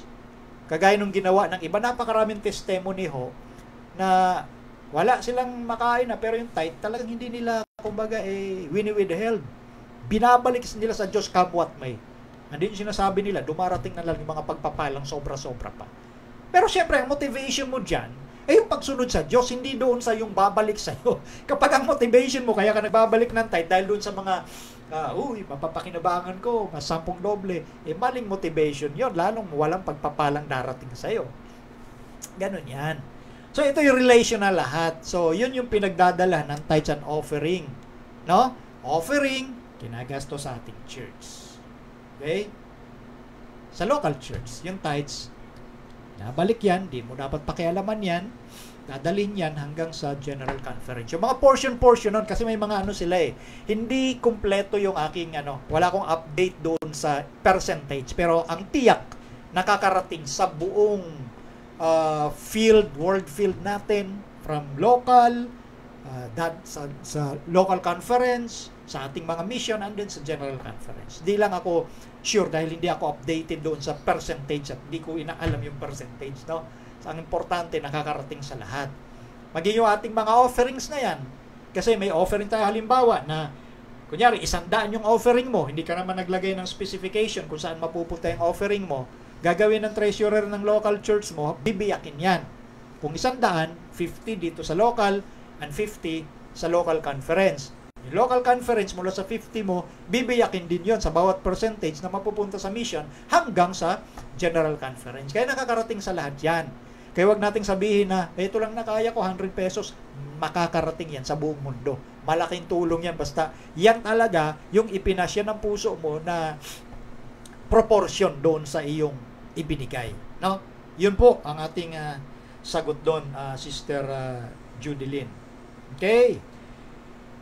Next question tayo, Maika. Galing kay Dong Cyril. Tanong ko po, ano after resurrection ni Jesus Christ, ano-ano ang ginawa bago siya umakyat sa langit? Yan. Tanong ni Brother Dong, ano-ano daw yung ginawa ni Jesus after resurrection? Hindi lahat nakalagay sa Biblia. Pero yung iba doon, nung nabuhay nga siya, nung araw ng linggo, nagpakita sa mga alagad. At pinaliwanag niya kung bakit kailangang mamatay siya. Kasi yung mga alagad di naman naniwala na papatayin siya. Dahil yung mga alagad nung time na yon, hindi naman nila naintindihan yung tunay na mission ng Mesias. Kaya nga nung pinatay si Kristo, nagtago sila Takot, baka gawin din sa kanila yun Lalo na si Pedro, natakot. At nung nabuhay nga si Kristo ng linggo, ginawa niya, nagpakita sa mga alagad. At ang pinakapangunahing nabigyan ng privilege na makita yung pagkabuhay ni Kristo, yung babaeng si Maria Magdalena. Yun yung pinagaling ng ating Panginoon. No? So, yun na nga, nagpakita siya sa mga alagad, in-explain niya, lalo na dun sa dalawang alagad, yung chapter 24, yung sinasabi ko, pwede niyong basahin ng buo yan. Okay? In-explain niya dun sa dalawang alagad na kinakailangan yung Kristo'y mamatay. At mabuhay sa ikatlong araw. Yun nga yung tinutulan ni Pedro sa Matthew chapter 16 verse 21 na hindi ka dapat mamatay. Hindi mangyayari sa iyo yan. So, nung na-resurrect si Christ, isa sa kanya mga ginawa dyan, yun nga, sinabi niya, dapat mangyari talaga yun. Kasi ito yung mission para matubos kayo sa inyong mga kasalanan at madala ko kayo sa aking karyaan. Yun. Kasama na doon yung pagpapakita ni Kristo sa bayang banal na siya ngay nabuhay. At kasama doon yung mga ibang banal na patay na nabuhay bilang crowning glory ng Panginoon sa kanyang resurrection, nagpakita din doon sa bayang banal sa Jerusalem. No? So yun yung, hindi lahat naka-record. Pero yung punto doon, nakasama pa niya yung mga alagad doon sa buong 40 araw bago siya umakyat sa langit. Yung 40 days, no? At yung yun nga, after 40 days, doon sa bundok ng Olibo, umakyat ng ating Panginoon sa langit. Diyan naman ngayon kumuha ng paniniwala yung iba, na yung patay daw, yung kanyang espiritong may buhay, yung kaluluwang may buhay, ano daw yan, pag namatay dito pa sa lupa ng 40 days, mananatili pa dito. Kaya mayroong tinatawag na pa-40 Ganon. Pero si Kristo kasi buhay di naman siya patay. Nabuhay siya at dito siya sa loob ng 40 days bago siya umakyat. Kasi nga, bahagi iyon ng tinatawag na ginampanan ni Kristo doon sa ceremonial law sa Leviticus chapter 23 na patungkol doon sa Pentecostes. Kasi Kristo, nandito nga sa lupa ng 40 days and then binili na niya yung kanyang mga alagad na magsama-sama kayo. Magtipon-tipon kayo at bababa sa inyo ang banal na Espiritu. Binili niya, umakyat sa langit and then after ng 10 araw, so 40 plus 50, yan na yung Pente. Kaya Pentecost, no? 50th day. So part yun na dito muna si Kristo para gawin yung ibang mga dapat niyang gawin sa ikatitibay ng kanyang mga alagad. Okay? So, yung mga alagad, makulit pa rin, no? Doon sa Gawa 1, bababasa nyo doon, nung tinanong nila, kailan ba talaga ibabalik mo yung kaharian sa Israel? Kasi umaasa pa rin sila na yung political kingdom, itatatag mismo ni Kristo nung panahong yon. Kaya sumagot si Kristo sa verse 8 na hindi para sa inyo makaalam ng mga bagay na yan. Kasi hindi pa yun eh. Hindi pa yun yung katuparan ng pinag-uusapang kaganapan bago baguhin ng Panginoong Diyos ang sanglibutang ito, ibalik sa dating kalagayan. May kanya-kanyang bahagdan ng panahon. Naging makulit yung mga alagad, kailan ba talaga yung political kingdom ngayon? Di ba? Kailan mo ibabalik yung kaharian ng Israel? So, ang itinatanim ni Kristo sa kanyang first coming, yung kingdom of God sa ating mga puso, na iba yung concept ng kingdom sa langit, yung concept, yung isipan. So, pinapractice ka muna dito sa lupa para sanay ka pagdating sa langit. Dahil doon, walang pataasan, walang kalupitan, walang pagpapahirap sa kapwa, walang panlalamang sa kapwa. Lahat doon, service ang ginagawa. So, yun ang tinuturo sa atin dito. At yun ang tinuro ni Kristo doon sa mga alagad niya, na ipinaunawa niya yung mga bagay-bagay na yon. So, yun, bagamat hindi naka-record lahat ng ginawa niya doon sa loob ng 40 days bago siya umakyat sa langit, ang importante doon, nakasama niya yung mga alagad para lalong maintindihan nila yung mission ng Mesyas. At naintindihan nga nila, Brother Dong. Yun. Naintindihan nila yun. Kaya dumating sa punto na maging buhay nila Pedro, binigay nila. Sila Pablo, pinugutan ng ulo. Si Pedro noon, iko-crucify, ipapako sa krus, pero hiniling ni Pedro, ayon sa kasaysayan, na ipako siyang pabaliktad. Pabaliktad dahil hindi siya karapat-dapat na itulad sa Panginoong Hesus. Kita nyo? So, binigay nila yung kanilang buhay, wala silang takot hanggang kamatayan. Si James, pinugutan din ang ulo. Di ba? So, maraming mga alagad ni Kristo pinatay, pero alam nila ibabalik ng Panginoon yung kanilang mga buhay dahil naintindihan na nila ano yung mission ng Mesyas. Sa una, hindi nila naintindihan. Pero nung dumating na yung mga kaganapan like resurrection, naintindihan na nila. Yun, Brother Dong. Next, Ali. Galing kay Brother Ruben Flores. Okay. Bro Melvin, pwede pakipaliwanag next time ang Revelation 2:10. Ano po yung 10 o 10 araw na binabanggit doon? Natupad na ba ito o hindi pa? At sa Revelation 18:8, ano po ang ibig sabihin ng isang araw na binabanggit dito? Kailan ito magaganap? Maraming salamat. Okay, pakitanggal na, Ali. Etong unang tanong about Revelation 2:10, nasagot ko na po ito. Pwede nyo po nga panoorin yung video. Nandyan po sa Reasons of Faith, no? Dated March 28. Basta nandoon lang yon. Maraming video yan. Pag binuksan nyo po yung Facebook page ng Reasons of Faith, i-click nyo yung video para lalabas lahat ng video. Okay? At doon mamimili na ho kayo. So, sinagot ko po ito ng kompleto sa history at sa Bible. So, ito na lang sasagutin ko yung Revelation 18:8. Pero pwede kong pahapayawan ng konti. Basahin ko muna, pakilagay nga, Ali, sa ating screen. Revelation or Apokalipsis 2:10. Huwag mong katakutan ng mga bagay na iyong malapit ng tiisin. Narito, malapit ng ilagay ng dyablo ang ilan sa inyo sa bilangguan upang kayo'y masubok at magkakaroon kayo ng kapighatiang 10 araw. Magtapat ka hanggang sa kamatayan at bibigyan kita ng putong ng buhay. So, ito po ay may kinalaman sa 7 iglesia at ito nga ay ang ikalawang iglesia, yung iglesia ng Smyrna. Pangako ko po, natatalakayin ko yung buong 7 iglesyang ito. Ihahanay ko lang po, pero ito ay may kinalaman nga sa ikalawang iglesia, ang Smyrna. Ang Smyrna ho kasi dumanas ng matinding pagsubok, matinding kapighatian, matinding persecution. No? Doon pa lang sa pangalang Smyrna, ang pinag-ugatang salita, myrrh. Yung myrrh ay kumakatawan sa isang aromatic gum na medyo mabango pero may pagkaanghang. No? Di ba? Kumbaga parang luya.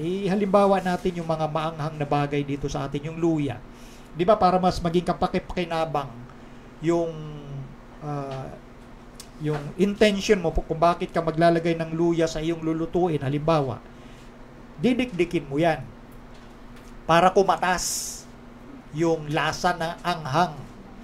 Habang dinidikdik yung luya, lalong kumakatas yung kanyang anghang, lalong tumatapang kumbaga. Yung naging karanasan ng mga Christian believers sa Smyrna ay gayon din. Ito ay nasa kapanahunan ng from 100 AD up to 313 AD. No? So yan yung haba ng panahon na dumanas ng persecution ang Smyrna dahil doon sa mga iba't ibang emperador from 100 AD up to 312 to 13 AD na mga malulupit na emperador ng Roma na ginawang outlaw. Labag sa batas ang Christianity, meaning pag Christian ka, labag ka kaagad sa batas. So iba-ibang mga emperador yung nagpahirap talaga sa kanila. At natapos lang yung kapighatiang yun nung umupo na si Emperor Constantino dahil naglabas siya ng batas, the Edict of Milan, noong 312 to 313 AD. Ngunit, sa akala ninyo, naging maganda yung resulta ng ginawang pag-legalize ni Emperor Constantino ng Christianity, lalong lumala ang Kristiyano. Kumbaga nung kapanahunan ng persecution, tumatatag yung Kristiyano. Lalong lumalakas yung pananampalataya sa Diyos at kay Kristo kahit sila'y dinidikdik. Kaya nga para silang luya, myrrh yung pagkagamit naman dun sa root word ng Smyrna. Yung aromatic gum na habang kinakatas, dinidikdik, lalong tumatapang. Samantalang nung panahon from 313 nung na-legalize ang Christianity, doon nagsimula yung kompromiso. Yung standard ng Kristiyanong mataas, ibinaba. Kaya ang iglesia, sa pamamagitan ng mga leaders na nakipagkompromiso sa gobyerno, humina ang pananampalataya. Yan yung naging problema, kaya mas naging blessing in disguise pa yung persecution sa Smyrna. At yun ang kinakatawanan ng ikatlo namang iglesia. Ito kasi tinatanong, pangalawang iglesia ito. Pakilagay nga sa screen itong history. Babasahin ko lang ng konti. History. It is a historical fact that the Christians of Smyrna have seen more suffering than those of any other city of the region. Pakitanggal na Micah. So, sa kasaysayan nung kasi, itong mga Kristiyano sa Smyrna talaga ay dumanas ng higit na pagdurusa kumpara sa ibang mga syudad doon sa region ng Asia Minor. No? So, yung kabuang detalye niyan, Brother Ruben, andun po sa ating topic. I'm not sure kung March 28. Basta mo nung mga nakaraan, andun lang yun. Tanong yun kasi dati nung isa nating follower. Basta kompleto yung detalye doon. Mas maganda mapanood ninyo. Pwede nyong ilista yung mga record doon at yung kanyang geography na pinaliwanag natin na angkop doon sa kaganapan. Kasi ito pong pagpapaliwanag ng pitong iglesia, dapat meron kang pattern ho dito pattern of study. Una, yung larawan ni Kristo, yung geography, yung mga pangyayari ng kapanahunang sinasabi yan hanggang sa huling kapanahunan. So, may pattern yan So, pinapangako kong tatalakayin ko pa rin ito ng buo. Okay?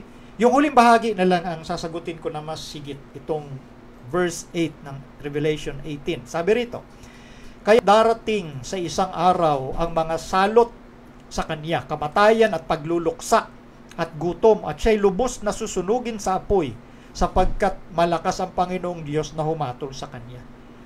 Ito'y kumakatawan doon sa spiritual Babylon. Yan ang pinag-uusapan kasi dyan sa Revelation 18. Yung panawagan pa lang sa verse 4 na magsilabas kayo sa kanya, bayan ko, upang huwag kayong madamay sa kanyang kasalanan at huwag kayong magsitanggap ng kanyang salot. So, ibubuhos kasi ng Panginoon yung salot yan sa spiritual Babylon na pinangungunahan ng dakilang bayan, yung spiritual Babylon na yan. Na yan ang sinasabi naman sa naunang chapter 17. Chapter 17 verse 18, ito ang ating mga babasa. Pakilagay nga, Micah. Yan. At ang babae na iyong nakita ay ang dakilang bayan na naghahari sa mga hari sa lupa. Siya yon. Siya itong mystical Babylon or spiritual Babylon na naghahari sa mga hari sa lupa.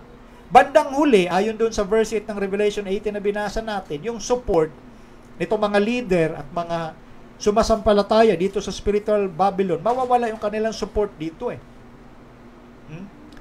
Pababayaan itong spiritual Babylon na ito Hanggang sa darating ang ating Panginoon, mangyayari na nga yung execution ng judgment niya kay Satan at dito sa tinatawag na hayop na ito, na spiritual Babylon din, binabasa yan sa Revelation na 20 verse 10. Diyan ang ating mababasa na yung pakilagay nga, Micah. At ang diablo na dumaya sa kanila, ibinulid sa dagat-dagatang apoy at asupre na kinaroroonan din naman ng hayop at ng bulaang propeta at sila'y pahihirapan. Araw at gabi, kailanman. So, darating sa kanila yung judgment na yon. So, sa future pa yon, di nga natin alam yung petsa na yon dahil yung second coming nga, mangyayari muna yon bago nga itong tinatawag na kaganapan ng 1,000 taon. Ito yung mga eschatology yung pinag-uusapan natin dito, Brother Ruben, at naipaliwanag ko rin yan sa mga naunang video. So, basta may panahon po kayong magagamit na panoorin nyo po yung mga video, kumpleto po yung pagtalakay natin dyan para hindi po kayo mabitin ho doon. Ano ho? Kaya nga, etong language nito sa Revelation 17, Revelation 18, language po ito sa Old Testament. Kasi ang book of Revelation, it has a broad foundation in the Old Testament at yung pinaka-center ng issue ay si Jesus Christ. No? So, babasahin ko po itong Leviticus 21 verse 9. Ang sabi rito ay ganito. At kung ang anak na babae ng isang saserdote ay magpakarumi sa pagpapatotot ay kanyang binigyan ng kahihiyan ng kanyang ama, siya ay susunugin sa apoy. Di ba? Yan ay language sa Old Testament, yung language kanina sa Revelation. Ito yung kasi ang iglesia na yon, ang spiritual Babylon na yun, na false church, no? Yan yung yung kumbaga nagpatotot yan kasi nagsasabing lingkod ng Diyos pero hindi sinasabing dapat sumunod sa Diyos. Ginagawa niya ay yung kanyang sariling panuntunan pagdating sa usapin ng pananampalataya. In short, lumalaban siya talaga sa Diyos kaya siya tinatawag na spiritual Babylon. Kasi ang literal na kingdom ng Babylon noong 6th century BC, literal na lumalaban talaga yan sa gusto ng Diyos kaya hinatulan ng Diyos yan. So ginamit yung symbol ng Babylon sa pagdating sa aspeto ng relihiyon sa huling kapanahunan. Yan ho yun. At mangyayari sa kanya itong sinasabi na lingwahe sa Old Testament. At ginamit nga sa Leviticus 18 din, no? Ngayon tinatanong mo doon, may mga oras, ganito, ganyan. Sa future pa yon. So hindi pa kasi nangyayari kaya hindi natin alam kung gaano kahaba yon. Pero ang tiyak dito magaganap ang katapusan ng spiritual Babylon. Siya yung tinutukoy diyan. Na binigyan din sila, maghari sila sa loob ng 1 oras sa future kasi yan. Kaya ang ini-interpret lang natin kasi pagdating sa prophecy, yung naganap na. Yung naganap at pinag-aaralan natin yung history kung yan nga ba naganap sa petsang nabanggit na yan. Yun yung principle sa pag-aaral ng prophecy. Kasi ang prophecy, foretelling. Sinasabi yung mga bagay na mangyayari sa hinaharap. At yun yung sinusundan ng mga tao. Kapag nangyari, ito nga yun. Lalong tumitibay yung faith o pananampalataya mo sa Diyos. So itong mga binabanggit sa Revelation 18 na maghaharing sa ilang oras kasama ng hayop, hindi pa kasi nangyayari yan. Kaya mahirap nating panghimasukan yung mga bagay na hindi pa nangyayari. Okay? So, yun muna yung atin pong sagot sa atin hong mga followers na nagtanong. Tatapusin ko na po yung ating programang ito.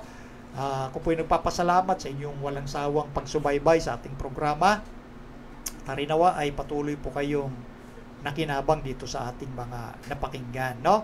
At bago tayo lubusang magtapos, inanyayaan ko po kayo sa isang panalangin. Ama naming Diyos, maraming salamat at inyo pong niloob na kami samahan sa buong oras naming inilagi sa programang ito. Harinawa ang mga kaibigan at mga kapatid naming nakapanood at nakapakinig ng mga katugunan mula sa inyong salita. Sila po'y nakinabang at ito'y patuloy na magbibigay sa kanila ng inspirasyon, ng katatagan ng kanilang pananampalataya upang sila din naman kasama ng kanilang buong pamilya ay mahanda sa nalalapit na pagwawakas ng kasaysayan ng sanglibutan at maging handang salubungin ang inyong bugtong na anak sa mga alapap ng langit. Tulungan ang bawat isa na maging pakinabang sa kanilang kapwa at maging patuloy na kaligayahan at ang pag-asam ng malapit na pagdating ng aming Panginoong Hesus. Ito'y aming panabikan at makikita ito sa buhay naming ibinubuhay na maging epektibo nawa kaming daluyan ng pagpapala sa aming kapwa. Ang lahat ng ito ay aming dinadalangin at pinasalamatang inyong tinugon alang-alang na lahat sa pangalan ng Panginoong Hesus. Ang programang Reasons of Faith ay pansamantalang nagpapaalam sa pangalan po ng aking mga nakaagapay. Micah Sarmiento at ang aking unika iha, Princess Alia Sarmiento. Kasama po ng aking may bahay, si Maylin Sarmiento na nagbahagi ng ating mga video.